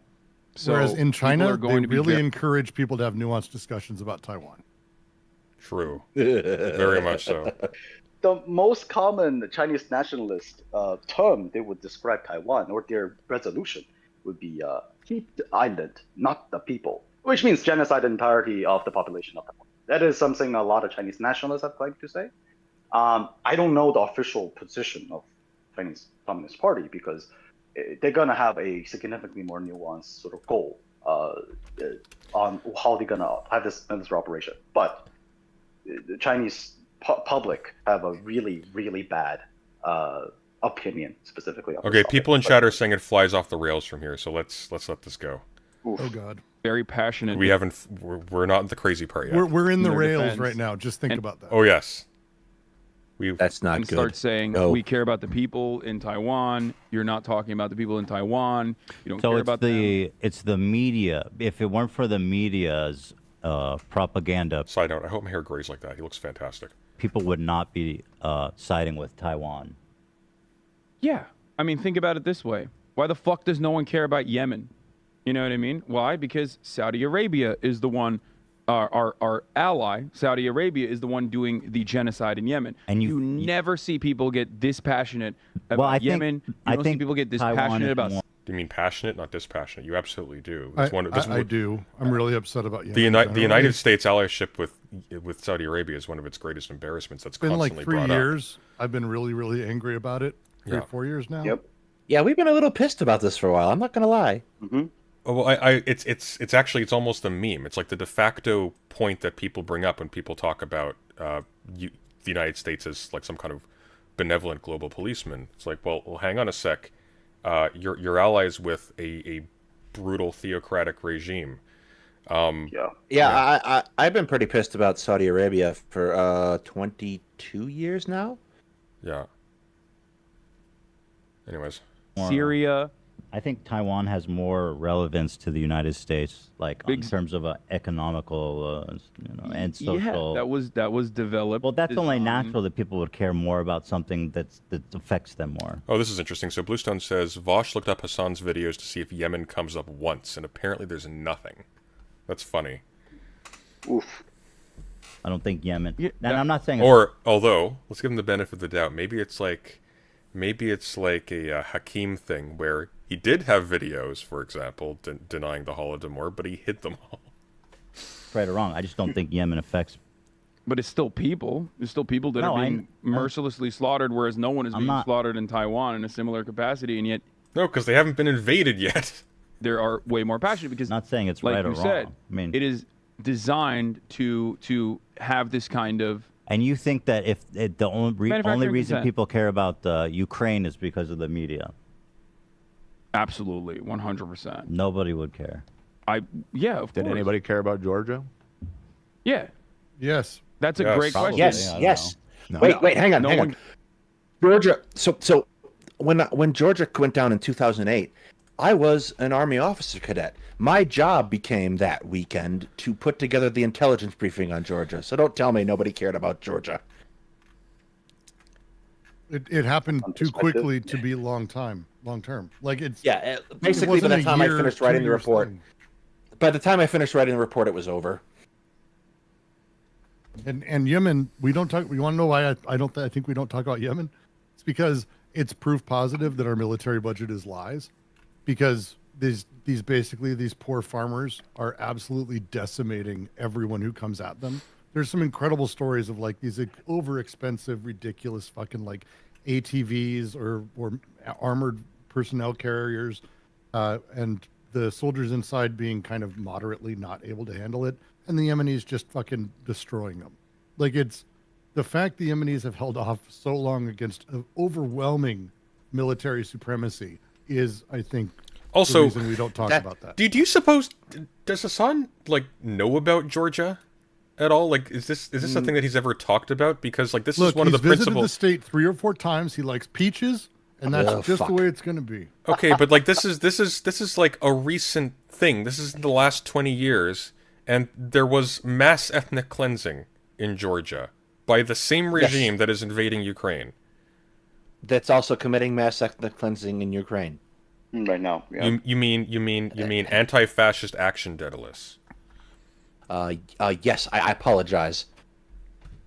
Okay. I wonder if you were to ask him if Alexei, you enough time can was stand spent- down. Daedalus is back in line. Sorry, continue. We should ask Hassan if anyone cared about the Armenians. Oh, don't do that. Don't do that. That could be tricky. Oh, if Ethan had asked that, that would have been so good. Missed opportunity. Give a shit about Georgia. That's crazy. Hold on. Well, I Yeah, mean, that what Marjorie about in Europe? Taylor They seem Greene. to care about Ukraine a lot. It's the similar principle. Media is still media everywhere around the world. I mean, if he wants to say literally people wouldn't have heard about it without the media, trivially, I guess, but I don't think that's the point he's making. I think he's saying it's the product of propaganda that people are sympathetic to Ukraine. I mean, It plays a very significant role in people's lives. Hold on. in Ukraine manufacturing. borders Europe, and I mean, I'm not saying it's right or wrong, but Georgia is not really in such a geographically, strategically important location as Ukraine. Okay. Well, I'm just explaining why people might care more about Ukraine than Georgia. And I'm not saying it's right or wrong. I'm just saying Still why. people. It's the people I'm that not are being saying ruthlessly it's not people. slaughtered. I'm just saying because your theory is that. I want to know if he actually knows what went down in Georgia. Like, I haven't seen evidence that he knows what Georgia means in this context. The support for Ukraine and Taiwan is essentially manufactured, that it wouldn't exist. It shouldn't exist. I'm not saying it shouldn't exist. Which by the I'm sound of it, simply he thinks stating it that. does. Yeah, I'm simply fine. stating that It's manufactured. the People only care tremendous about it amount- because they've been tricked to caring about it. It's not tricked, but dude, like, normal people don't think about foreign policy. Are you saying that you don't think that normal people's opinions about like international matters are shaped by what they see on the news and what's prioritized? I'll give, by I'll, them? I'll give you a better example. Of course it is. Hold on, yeah. hold on, because I'm being double teamed now, so I need to speak. Okay. Of course it is. But this implication that you're like, if you say nobody cares about Taiwan or Ukraine because of the media, it implies that, the support for those two countries or care for those two countries is like, manufactured. That it's really not sincere. That's what it sounds like. You jumped to that. Nobody I'm said. sorry. No, but- I am saying No, that. yeah, he is saying that, Dan. I'm saying that the support for the overwhelming majority of Americans for any manufactured. country It's not that authentic. any country that the United States of America has a genuine interest in is manufactured in either direction. It can be manufactured carelessness and inconsideration, like being inconsiderate and ruthlessly violent at certain points, which is the example I was going to use with 9/11 and what we did post 9/11, or it could be manufactured in the other direction where it's like, this is the just war. This is the just war that we have to fight. Unless Russia does it, in which case it's all pure. Apparently, we did in Vietnam originally when there was need to generate popular support for whatever kind of action America consistently takes. Now, I'm not denying that propaganda exists. Yeah. But I am saying that like the comparison of Ukraine to Georgia is not apples to oranges. That's all I'm saying. It's not. What do you mean by this? That Ukraine borders like mainland Russia or Europe. Okay. Europe cares a lot about it. Okay. I would say that it's probably more. I would say that in Europe there's probably more of a I'm throwing stones in a glass house because I have a very rudimentary understanding of all of this, but I feel like at this point in the conversation, both Ethan and Hassan are out of their depth. Like it feels like 100%. It feels like Ethan is kind of fishing for comments that give him a pointer, but Ethan's closer to the mark, but not really on it. Well, Ukraine is Europe. It's not bordering mainland Europe. It is Europe. It's the largest country in Europe. I think conceiving of Russia and Europe as political entities, I think that's sort of where he's going with it. But whatever. But the other thing is, like, again, Hassan's got points here. It's not worth invalidating all of his points because he's saying some dumb shit. Like, the reality is, the reason Americans care about this is because the media cared about this. And I would argue a lot of that is due to social media caring about it, to be perfectly frank. So, like, there is real reason that, like, my dad or random people on the street know more about Ukraine than other places. Yeah. It's because there's a general, push for the media for that. But again, my question would then be, cool, that's great. I agree. We should have more discourse around everything. So why but to go back, that doesn't invalidate my opinion on Ukraine or Taiwan. Like, there's this sort of thing that's baked into what Hassan's arguing that, yeah, well, people think that because it's fed to them. And it's a little bit of that, like, yeah, but that doesn't mean it's wrong. Just because something's fed doesn't mean it's wrong on its face. It's a very sort of inbuilt argument.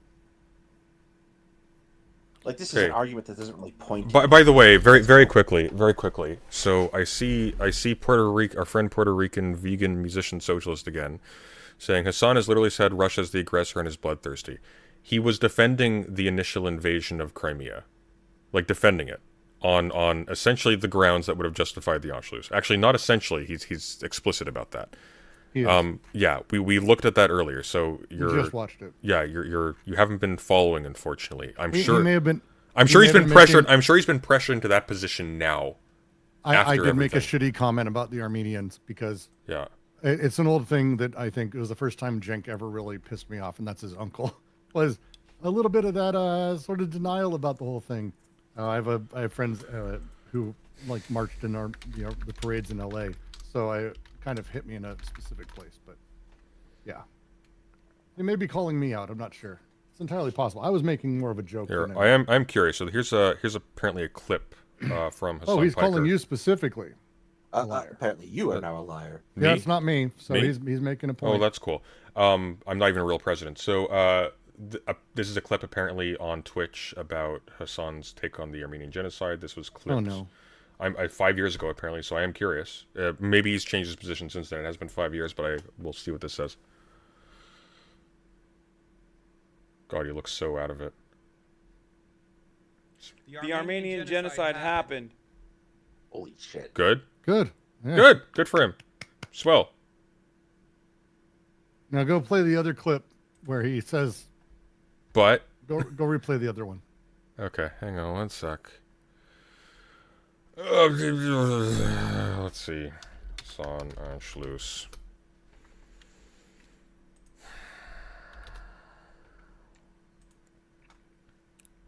Yeah, so this is what's being referred to earlier. You feeling bad about the Crimean annexation does not change the reality of the Crimean annexation being a completely justifiable fucking act by the Russian government. Okay. We'll just finish it, whatever. So that's it. That's fine. And Hitler invaded countries based on Germanic ties at first. Yeah, dude. Talk to me when he's fucking throwing Ukrainians in a fucking. What are you talking about? Talk to me when he's throwing Ukrainians in a concentration camp, okay? Hitler wasn't fucking bad because he decided to invade Austria. He was bad because he was fucking killing Jews. By the way, conceptually, when we're talking about countries that have a German heritage, we're also including France. But anyways. Yeah, but so like I also have to ask, who is he in this context? Because both Putin and Hitler did in fact throw Ukrainians in concentration camps. But let's. Yeah. All right. Anyways, so August, I hope you're happy. Now let's press on.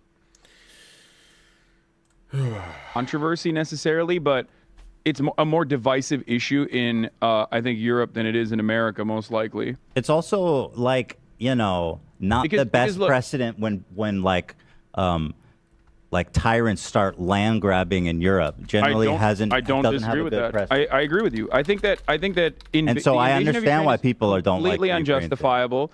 And it's also, even if you're like pro Russia, pro Vladimir Putin, anti NATO, right? Even if you're all of those things, it is a laughably idiotic thing to do. Okay, here we go. Here's an update. Here's an update on his position here. Okay, so apparently he's admitted he's wrong. So that's good. This is from 1 year ago.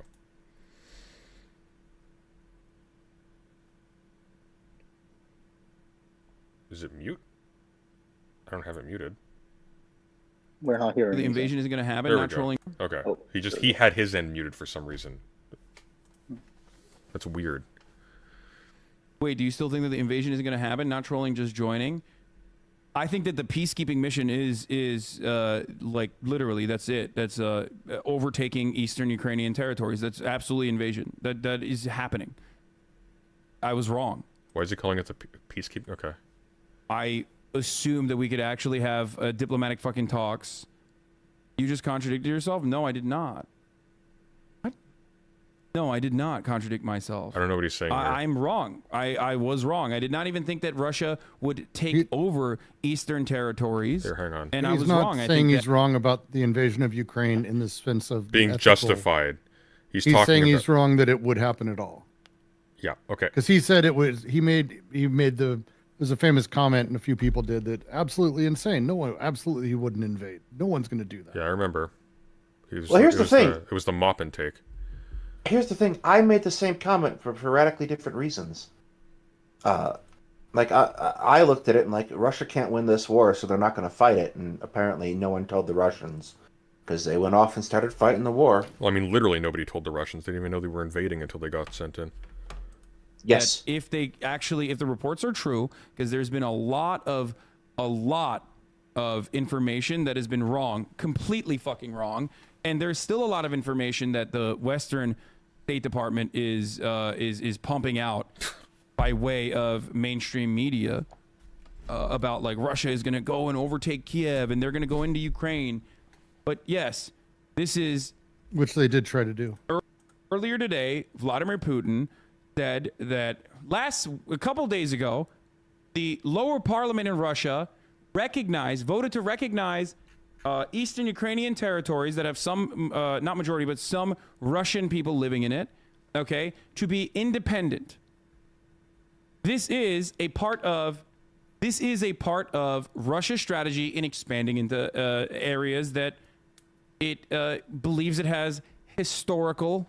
It believes that has historical fucking territorial claims to. Okay? They claim there's Russians there. This is an independent area. We voted. We decided that this is an independent region. We recognize this as an independent region. And then they say there are Russian people there. We need to defend those Russian people. And then they will fucking push troops there to do peacekeeping missions. And it's basically just an annexation. Okay?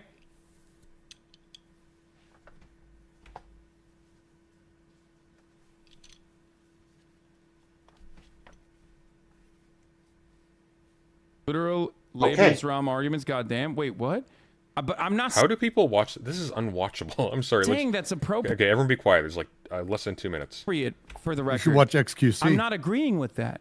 So No, I don't know I why refuse. people don't understand where I'm coming from. I disagree with that. I disagree with that.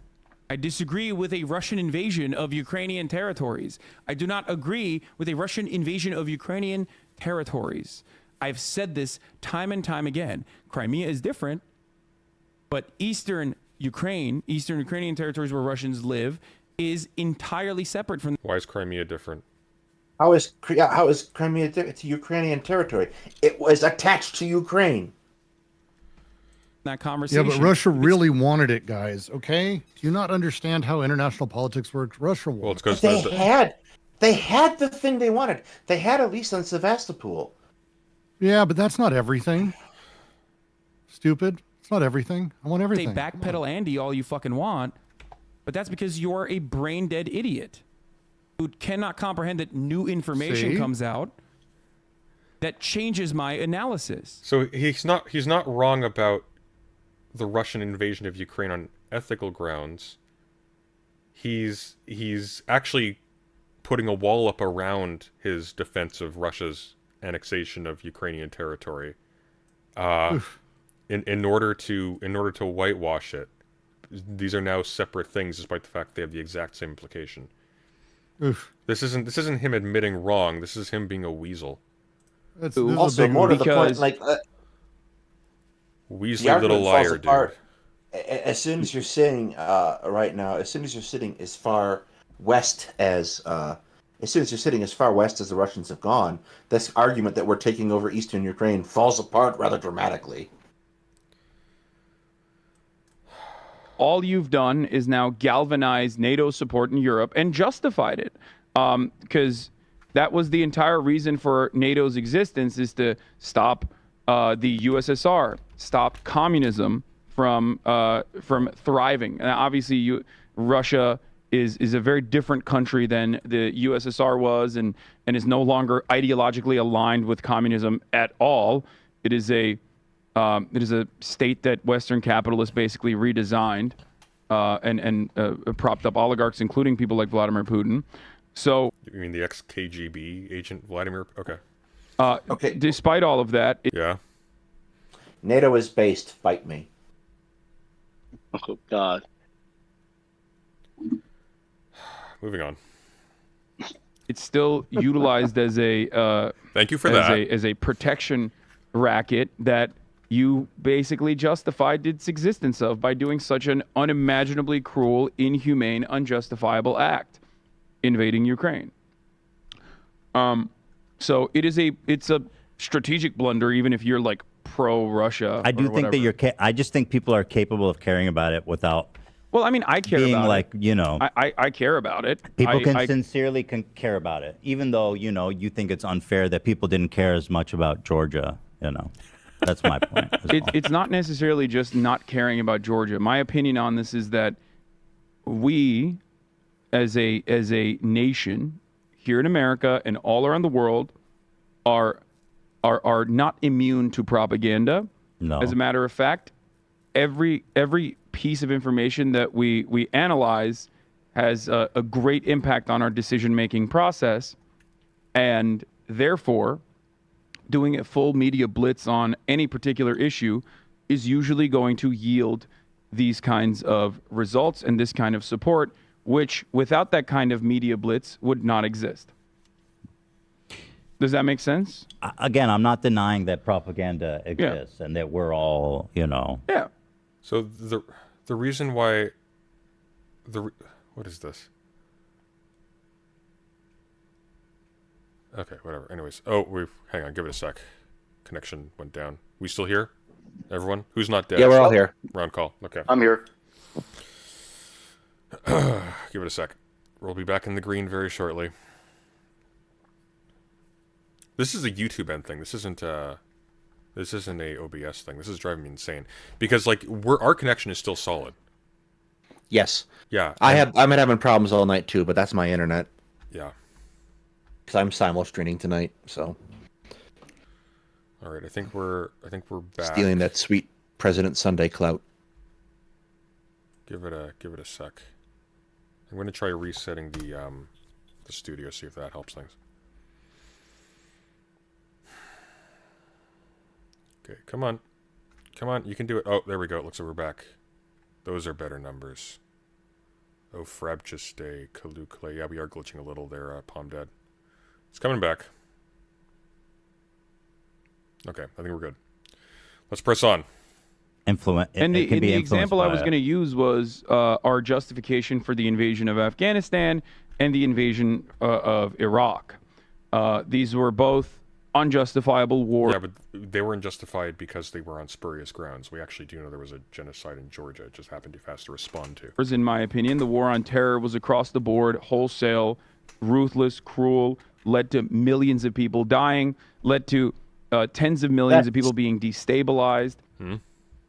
A dramatic overestimation of even the highest numbers for Iraq and Afghanistan. Well, it doesn't matter. Let's run with that. The problem is the justifications are radically different, and they aren't there, for example, in the case of Iraq. In the case of Iraq, it's entirely spurious. There was a proposed search for WMDs. They were never found. The claim itself was apropos of essentially nothing. That's the difference. It's about claims. Like, you can perform. You can hypothetically perform. Like, we can imagine ways in which, for example, let's say Russia just had magical super technology, was able to just nullify the bullets of the Ukrainians. We can imagine a situation in which it bloodlessly takes over Ukrainian territory and puts itself over its control. Like, just in the realm of abstract, right? That would not stand as a justification for it. If we're talking about, like, in retrospect, which thing was worse on balance, we can use that kind of thing. But we're talking about claims to any type of annexing thing. It's not just about that. And we're still living in the rubble of that kind of cruel and unusual action. And it was championed by a majority of the American population. And until like the past like couple of years, where what does that have to do with Ukraine being invaded by Russia? Where do you think that kind of attitude came from? Okay, where do you think that justification came from? There was $1 billion industry. Same thing, man. Ukraine was invaded by Russia. No, it is exactly the same and thing. It's literally a tyrant grabbing land in Europe. I agree with what you're saying. My point is, You're saying propaganda exists. Yeah, I know. No, my point is that Americans think that they are independent thinkers, and yet they are motivated into believing things no matter what it is. It can be a just cause. I agree that it can be a just cause in the situation where you're supporting Ukraine and Ukrainian independence, which is an independent nation state. You know what I mean? It's been an independent nation state in the aftermath of the dissolution of the USSR. It's been an independent nation state. You can't just like turn around and be like, all right, it's mine now, right? I agree with that. And that it can be seen as a just war, an understandable war. It's not even a war that the Ukrainian people wanted, right? But having said that, the American support, the full-throated support, is absolutely It doesn't seem like there's full-throated support. There's a lot of people that don't support it. There's a very diverse opinion of if you looked at polls in the original invasion, the amount of support seems like there's a lot of conservative people who are like Putin simps, and then there's also a bunch of like lefties, like and I don't mean that derogatory. Those aren't real lefties. Who aren't like who are like the guy we were speaking to, the communist professor. Wolf? Yeah, who's like kind of he people like him are also very anti-Ukraine in general. I don't know his entire perspective. He doesn't but seem very bullish. I don't think you can be pro.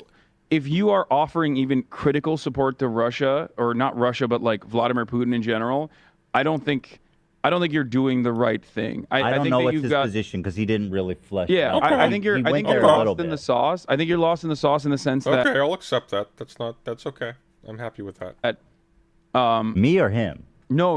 Like anyone that is like, oh no, Vladimir Putin did the right thing. He has to have this. I don't like, think people are righteous saying conquest. that. I think what I hear is Yeah, like they are. Yeah, they are. Hassan was one at one point. Ukraine. Zelensky is also, a shit starter, and it's their problem that we shouldn't get involved in. I don't know. I think there's a lot. There are people who like claim to be socialist or even communist that are like, defending Vladimir Putin, but they're marginal. What, Dan? You seem to think that Ukraine. I think most identifying communists in media have allied with Putin. Have allied with Putin. I think it's pretty ubiquitous. Of course, nearly an everyday thing, at least as far as we're concerned, is we're dealing with. And I've talked about this. The Venn diagram between Nazi supporters, Confederacy supporters, and Russia supporters seems to be a circle. All right. Let's finish this. Then I have a horrible thing I'll need you to do, and then we're going to send off Dinoman to go talk to Vosh. Yes, thank you. The Ukraine war isn't something America should get involved in. When did I ever say that? What are you talking just about? based on what you were saying about Georgia. No, we were having a discussion about how media shapes narratives in the United States. And I was saying that, again, I'm not talking about in Europe, I'm not talking about in the rest of the world. In the United States, the Russian invasion of Georgia was a non-story. Nobody gave a shit here. But it's different. It is different. There's difference. It was a sovereign nation that Russia invaded. What are you because talking it doesn't. about? It's not. It doesn't have the same proximity or the same importance within as Ukraine. I think. Right, but I don't understand where Ethan's going with this. We're talking past each other. Like that.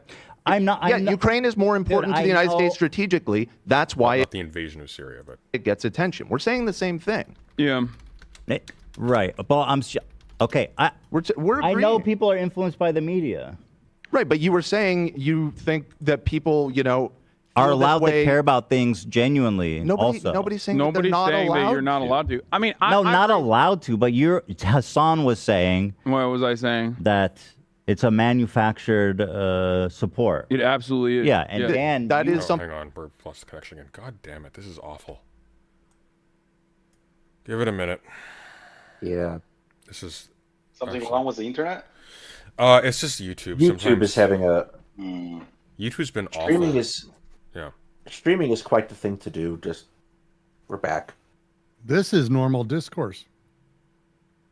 Yeah, that's true. Long video tend to have this type of problem. I think I remember there was like a couple days ago I was watching one of like Vosh's VOS, and a similar thing happened. It just like stopped loading. It's a YouTube side thing. It's not OBS. It used to happen with Twitch a lot. I think it's sorted itself out a little bit. We're back. It's a small F. Yeah, it's good. No one watches Twitch anymore. Yeah. What's funny to me though is that this was Russia's retort to the no-fly zone over Syria. It was precisely that, and that is, I don't know if anyone knows where Syria is on a map. It's not in Europe. Something that the U.S. media does. They manufacture support for U.S. foreign policy. You were saying I jumped to conclusion. I'm not saying that all U.S. foreign policy is bad, but I think it is unquestionably true that the U.S. media crafts people's. Of course. Yeah, it crafts the narrative. So what is the disagreement then? Like, what if maybe I'm not using there's the implication that support for Ukraine or Taiwan is not authentic. Right, that you're purely falling for U.S. propaganda. That's not necessarily true. I do agree with that, yeah. And then you, Dan, said... I don't think that I was jumping. And the examples I use are always like, America has, 800 military bases all around the planet. We have our hands in everyone's pockets, right? And there's active conflict happening everywhere around the planet all the time, and the United States is involved in it. If you are not thinking about it, if you're not thinking about something happening specifically, that is because, for the most part, the media has not covered it. For the most part, the media is... All right, I'm over it. Let's move on. And I think that I don't want to talk about it anymore. That is deliberate. That is by design. It's like just not even fun to watch, probably, at this point, or talk about. Okay. True. You want to talk about Lauren Glover being a psycho? Oh, God. We can do that. I'm glad she proved she can reach across the aisle. Well, thank God. Oh my God. Thank God that's over. So. This is discourse. This is not discourse, however. It is. So, Dinoman, you drew the short straw tonight when you came on stream because unfortunately it is one of my oldest mod's birthday today, and we have been requested. We have been requested to sing him happy birthday. So I'm not gonna, no problem. I can. You're all into it. I can help. Yeah. Sure. His name is Titan Uranus. So. Aren't we all going to sing? Oh, Titan Uranus. Yes, we are. Yes, I interact. Excellent. Interaction. Let's do it. Yes, we are. Hang on.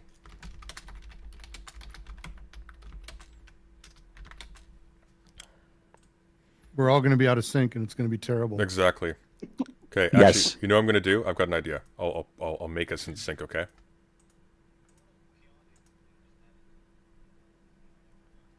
Chinese version. You're gonna sing the Chinese version? Oh my God! It's fine. It's the same. It's the same melody, so it'll be fine. But Okay. it's just the lyrics. So I'm playing the background music, so we should be in sync to this. Ready for it? Okay. 1, 2, 3, go. Happy birthday to you. Happy birthday to you. I'm not taking Happy part in this. birthday, Tighten your anus. Happy birthday to you. All right, everybody, stop. Whoa! All right. Okay. I had That no was a part in this. disaster. Yeah, my voice is really high pitched. Your voice is glorious. Sing this song. Dinoman, it's been a pleasure to have you. Go tell Vosh to give me perm so I can raid in later. All right, I will go ahead and do that. I will eat my dinner now. Thank you so much for giving me this experience. Have a good one, man. Thank you. Have a good day. You are welcome back It's a anytime. pleasure to talk to you. Godspeed. Thank you. All right. Here's what I recommend. I want to look a little bit, if anyone's down for it. No pressure. You've all been here for a very long time. I want to look at the debate about this between Wicked Supreme and Destiny, because I want to see how that went. Apparently that was a shit show. I'm not going to go through the whole thing. I just want to get the tenor of it. If you guys want to go take a bathroom break and grab a drink or something, we'll be back in 5 minutes, and we'll start going through that. We cool with that? Brooks, Daedalus, you both Yeah, down? that sounds good. Maybe. Maybe? All right, that figures. Okay, I'll see you both in 5 minutes. That sounds good. I'll be here.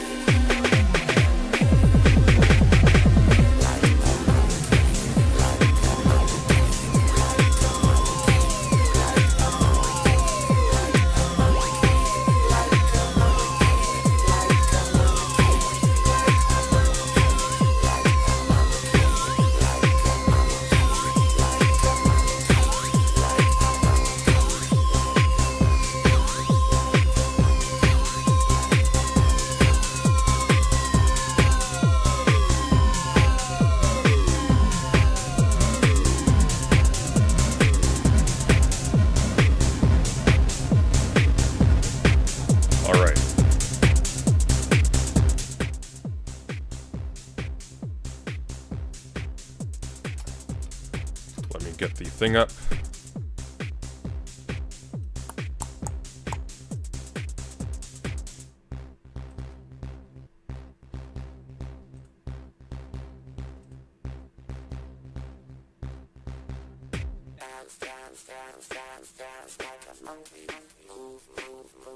All right, here we go.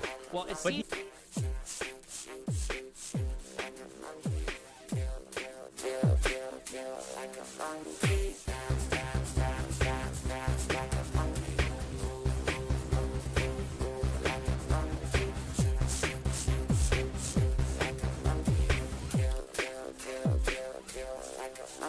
Brooks and Daedalus, you back?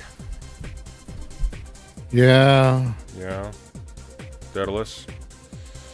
Daedalus. You're lucky I'm already sick. Oh, me too.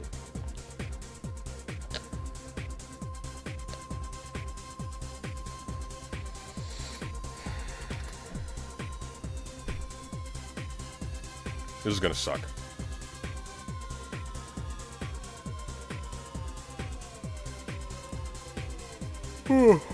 All right. Well. I mean, Wicked Supreme was that dude. He was you talked to that one time, right? Oh, he's dumb as a rock. Yeah. So it's. I mean, is Destiny gonna be the one with the right take here? I don't know. I'm very perplexed. Because I can't. This is the one case where I can't see Destiny having the wrong take. Israel, obviously the wrong take. Taiwan, I think he's pretty. He's in pretty safe territory when it comes to active prospects of invasion. But we'll see. Daedalus, you among the living? You're muted if you are. Just a heads up. That's a no. That's a no.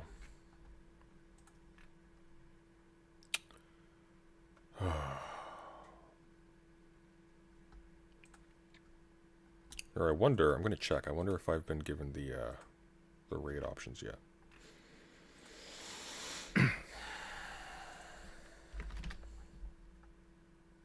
Nope, no dice. Weird. I wonder. Sometimes it does that. I wonder if I put in the actual link, if that'll work. Wait, are we in chat having an argument about Puerto Rico? How did that happen? No, Puerto Rican vegan musical socialist. No, we're having an argument about Puerto Rican statehood. Are we actually? Apparently. Bring back the theory bar. This is basically a theory stream. There's no theory bar for political streams. That would defeat the purpose. We'll have the theory bar soon, don't worry. I like making money. Although, I'll tell you what. If we fill the theory bar, we'll do nothing but theory next stream, okay? How's that? Just put that over here. I'll make it small. I am carrying it over now. But we are not doing theory tonight. We're doing politics. Yeah, let's get rid of that. Let's put it back over here where it belongs. Make it bigger. And boom. All right. Let's just go into it. If Daedalus gets back, he gets back. Yay. Yay. Taiwan number what? Sorry, have you seen those clips? You must have, right? No. What is that? Oh shit! There was some guy that used. Do you know PUBG? Do you know that game? Yes, I've seen the clips, of course. Talking about. Okay. Oh, what do well, you know? how am I supposed to know that? Of course you've seen that. Because I exist on the fucking internet. I'm in your audience. Of I don't course know. I've seen You something used to that's been on work the at internet. random. I don't know what you've seen on the internet. I don't know why you would assume that I know what you've seen on the internet or not. I've How seen rude. All right, tell me what you know. About Taiwan? Yes. God Other damn. than that, it's number one. I truly don't know all about Taiwan. Supposedly, I think a lot of people fought in China a long time ago. A lot of them run away. One of those groups of people, I think, was the people that eventually settled in Taiwan. They consider themselves China, and I think like in letter or in spirit, not necessarily. In spirit, He's watching this dipshit. Does anybody know about this guy? He's probably doing. He's almost definitely doing Russell Brand apology right now. I hate this guy so much, but I have a lot of his videos as ASMR. I think they think that technically they are the true China and they encompass all of China, and then the other China thinks they're the true China and they encompass all of China, including Taiwan, and they just kind of exist in this uncomfortable reality where both things can be true at once because of how other countries recognize them, and we're all just kind of kicking that can down the road until we see what the fuck finally happens. But they've got their, but yeah, Okay, that's what I'm so going to go. that particular thought is not the prevailing thought. It hasn't been for some time. Which thought? But, so the only reason I'm bringing this up is because I watched your video about Hassan I saw the subreddit post about Hassan weighing in on China and Taiwan, the H3 stuff, and I saw your coverage, and I didn't get from I shouldn't call it coverage. August was just cutting a clip of you watching some stuff, right? It's probably the best way to understand that. But I didn't get any answers for how anything Hassan said was wrong. You left right, get in my zone. And from my perspective, what the fuck was and I that? think I know a thing or two about the subject. I don't think he really said much wrong about Taiwan and China at all. To the contrary of what your subreddit was saying. Yeah, of your course. subreddit was very harsh on him. No, yeah, I would agree. He probably didn't say much about Taiwan or China because he said almost nothing about Taiwan or China. The correct thing that he probably should have said is, this is nothing. You probably should have said nothing. probably what I would say if somebody would push me. Do you have? And I think I have since the past. Somebody pushed me. What do you think should happen with Taiwan or Hong Kong? I think generally what I say is I don't really know enough about the intricacies of those situations, so I don't really have a strong opinion on it. That's what he should have said, but he couldn't take that position. I don't agree. I think Hassan said plenty about both, and the things he said were accurate. Wait, do you want to link in? Such as? Okay, it's going to be Destiny. Can I be honest with you? It's going to be Destiny. And I enjoy this very much because Wicked Supreme getting batted about, that's a unique pleasure that we don't get enough of these days. Watch this again? Yeah, Destiny actually sounded a lot more coherent about Taiwan than he was about Israel, and that's saying something. Okay, here's the difference, okay? Destiny is a duplicitous shithead, but he's not stupid. Wicked Supreme is everything that Destiny is in the negative, but he is. Curious at what point you thought he said something of substance with conviction relating to Taiwan, where it didn't just sound like him waffling around because he was scared to take a stance because he'd trigger the audience, but he also wants to maintain his America bad stance at the same time. So I do think that was his focus. I don't think he did a great justice to the issue or anything. Okay. But the things he was saying. LH Fruit, both of them defended Rittenhouse, so that's not a point of distinction between them. He knew a lot of the technical things about the issue. And, first off, Taiwan and Hong Kong, two very different issues. Yeah. I don't even think they're worth comparing. True. Right? We shouldn't be, speaking them in the same breath. Okay. But. Why? What makes them different? What concretely makes them different? Well, that is conditioning an argument, isn't it? Jesus. Well, I think because a condition of having sovereignty is, I suppose, at some point you were a military dictatorship that killed your own people. I don't know. I feel like there is something I do know a little bit more about. I feel like there is meaningful comparison between the two because both have become worldwide respected economic powerhouses that exist in an uncomfortable world right now where it seems like a lot of people are questioning their future. I think that's broadly speaking. Okay, that's not the interesting point about them. But not bad though. Still not bad. Could be worse. Could be worse. Yeah. That's actually pretty good for all things considered. Well, it's not completely contradicting all of the actual ethical concerns associated with it. It's just not really touching them either. Yeah, I also have very low standards for Destiny. This is true. He's. This is the cynical global stakes for it, so that's fine. Two issues converge. There are a lot of places where the two issues converge and have a lot of interplay. For example, the waning support for reunification under the auspices of having some PRC oversight in Taiwan, for which there was never a great majority or anything, but it has waned into even further extremes or whatever after seeing China accelerate their one country, two systems program by 20 years or so, which, by the way, Hassan did bring up. Although he was soft on that. That's one criticism I get him. He said, they just accelerated it by about 20 years or so. He was maybe a little too permissive on that. However, I think some of the rest of the stuff, he didn't have the most contemporary understanding, but he did say clearly, if the people of Taiwan want independence, I think they should have independence. His understanding of the issue was centered around America sort of having our cake and eating it too, in terms of agreeing to the one China policy, but also having our own interpretation of it, and sort of respecting Taiwan's de facto status as independent. Selling Taiwan arms and whatnot.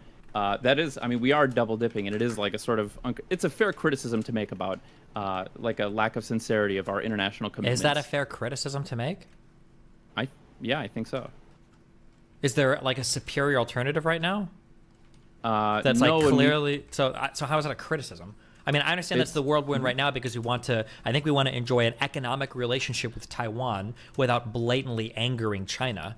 But even I don't know anything about Taiwan, and even I know that, right? That was the whole joke with the who was the CDC guy, or what was the joke with somebody from the WHO was talking to somebody, and somebody mentioned Taiwan being a country, and they're like called disconnected or whatever. Yeah, Go I ahead. remember. So the lack of insincerity that you could point out is that like we want to do trade with China, right? Yep. So in order to do that, we have to agree to the one China policy. Sure. What does the one China policy stipulate? Isn't that not officially recognizing Taiwan as an independent country? Or yeah, in other words, like recognizing that there is one China, right, and that ROC doesn't really exist. But we still do trade with them, right? Well, yeah. Wouldn't you call that double dipping? Yeah. So that is the criticism of a sort of lack of sincerity in terms of our international commitments, where we are simultaneously agreeing with the one China policy, but we're also coming up with our own interpretation of it that we know China doesn't Big like. whoop. Who cares? Well, also this is immaterial. Furthermore, the U.S. voted in favor of retaining the ROC in the UN. Yeah, Like it's not like it's like okay, we're saying a thing, despite the fact that we all know that the thing is functionally not true. In order to work throughout the day, that's like a pretty basic. That's how human behavior. That's the only way states exist. I'm just. We're casually I would agreeing ask, with like, China. What countries don't do this? Like, Sweden doesn't recognize Taiwan as its own state. Like, the number of embassies in Taiwan is incredibly small for that specific reason. So, like, what is the, like, I don't understand what the options are here. Even Taiwan's aware of it. I they don't wink, get why wink. we're having this. You do deals with having Taiwan, this- they're aware. Like, they wink, wink. They know that you're doing the thing. Like, they aren't pissed about it or anything. And it doesn't mean when they're offering their version of it.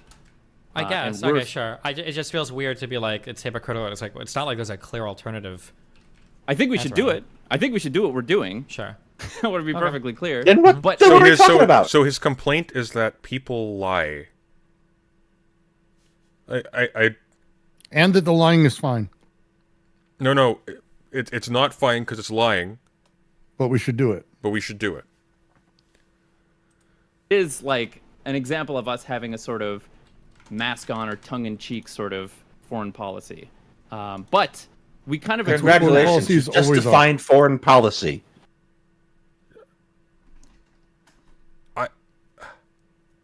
Does He's great. does he think these are friends? Like, I don't understand the logic here. when we were trading with China under the auspices of exporting democracy, and our sort of trade agreement with China now is more tenuous and is like, yeah, the conditions are, it is more uncomfortable than ever before, because China didn't really pose any sort of threat to us, previously over the past couple decades, until more recently economically or militarily or anything like that, and like, the room is growing more uncomfortable, but we're also sort of more locked into economic interdependence, right, between the U.S. and China. They need us and we need them. So, China doesn't want to say anything about the fact it's uncomfortable for them that we're dealing so directly with China, and the fact that we have a sort of de facto, embassy there. We've got AIT. We're not really supposed to, and we just say it's not an embassy, but it does all the things that an embassy does. It doesn't do all the things American an embassy Institute- does, but yeah. Because it's not an Taiwan, that's what embassy. AIT stands for. Sorry. So, I mean, like, we do have some... There's a reason that there was a whole snafu over Trump accepting the call from Tsai Ing-wen, right? The Taiwanese president. Oh, when he So- congratulated him because technically you're not supposed to, whatever, yeah. Right, we're not supposed to have direct diplomatic ties. And now Nancy Pelosi's going down there and stuff, and we're simultaneously sailing ships, in the Taiwan Strait and stuff. But just, I guess... We don't have navigation. I think this is going to be a prescient issue, this coming election. Vivek Ramaswamy is talking about it, and he's like saying absurd things, which I'm sure you can articulate without even knowing that much about Taiwan. Have you heard his like Taiwan foreign policy? Oh no, God, what is it? It's that we should uphold the TRA, the the thing that basically says that we affirm the thing Joe Biden got in a little bit of heat for being very strong-armed, which I really appreciate, about upholding the status quo, right, of current cross-strait relations, that we will uphold the status quo. That's what we support. Is that like an implicit call to arms, basically, if China tries to subjugate forcefully Taiwan, or? We call it strategic ambiguity, and Sure. we are saying without saying, and we've demonstrated this by selling a couple of carrier groups between the Clinton administration and Biden. That if China proper tries to fuck with Taiwan, we're probably going to intervene, right? Right, but we're not saying that directly. Sure. Biden wants to say that directly, and he's had to be curbed short of saying that a couple times. But that's like the whole international community, China included, understands that to be the case, right? So that's where things get hairy. Like, it's funny you brought up that Taiwan #1 clip. I remember I was at EVO 2016, the big fighting game tournament. I'm aware of what EVO is. Thank you. And fighting games, those superior games that only people with the best reflexes and intuition and knowledge, like and stuff Super are Smash capable Brothers, of. the one that kids play. Yeah, that's why it generates such a young audience, right? It's only the sharpest, quickest-witted individuals. Yeah, that's and what we I don't think claim of when them, I by think the of way. 7-year-olds. Yeah. No one in this conversation Anyway, qualifies. so this.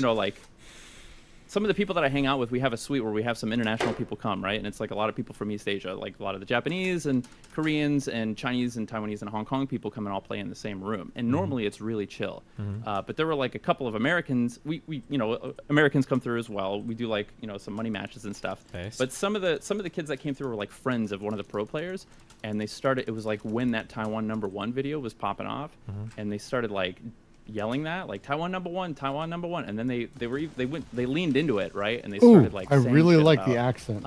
It drives Chinese people crazy That was or whatever. that was racist. That was something else.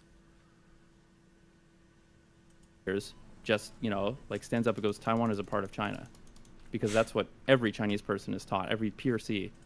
Let's hear that again. But there were like a couple of Americans.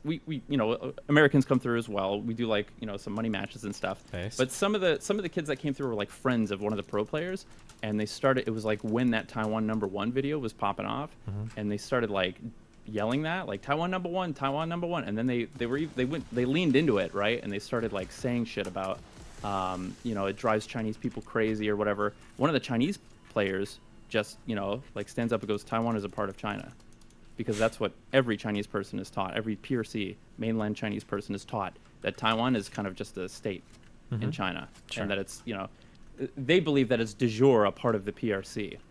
Okay. And then there started to be some tension in the room, because the Taiwanese players are sitting right next to them, and then the Hong Kong players are also sitting right there as well. And this guy is just basically affirming, but they know, right? The Taiwanese players know. They're like, there's no point in arguing with this guy. Their whole country is taught that. And the Hong Kong players are like, this was 2 years into the yellow ribbon demonstrations. Chinese right? people, it's important to remember that they have no agency, right? And that what they are taught, they will always believe. It's important to remember that about the Chinese. I mean, a lot of people, I sometimes want to go out of the way to make sure that I consider every human to be capable of change and worth discussing. But let's very much remember that the Chinese people are incapable of such a thing. Totally, utterly, without question. Also Russians, actually anyone but Americans, to be honest. I mean, you're speaking to a Canadian. I have to agree. I mean, only person you're who might be part able of to change their America. mind is Wicked Supreme. You're just America's hat. When China was accelerating the, sort of further encroaching on Hong Kong Parliament. Shit, yeah. So they're just bummed that they fucking spent thousands of dollars to travel to America to play fucking video games, and now they're right back in this backyard of dealing with this political turmoil, and they just all got up and left, and it was over that Taiwan #1 thing. Damn. So we're in this weird position, between these three countries where they can sort of, I don't know if you knew this, but there were no direct flights between Taiwan and China for about 50 years, I want to say. Oh, did he pronounce it de jure? I think so.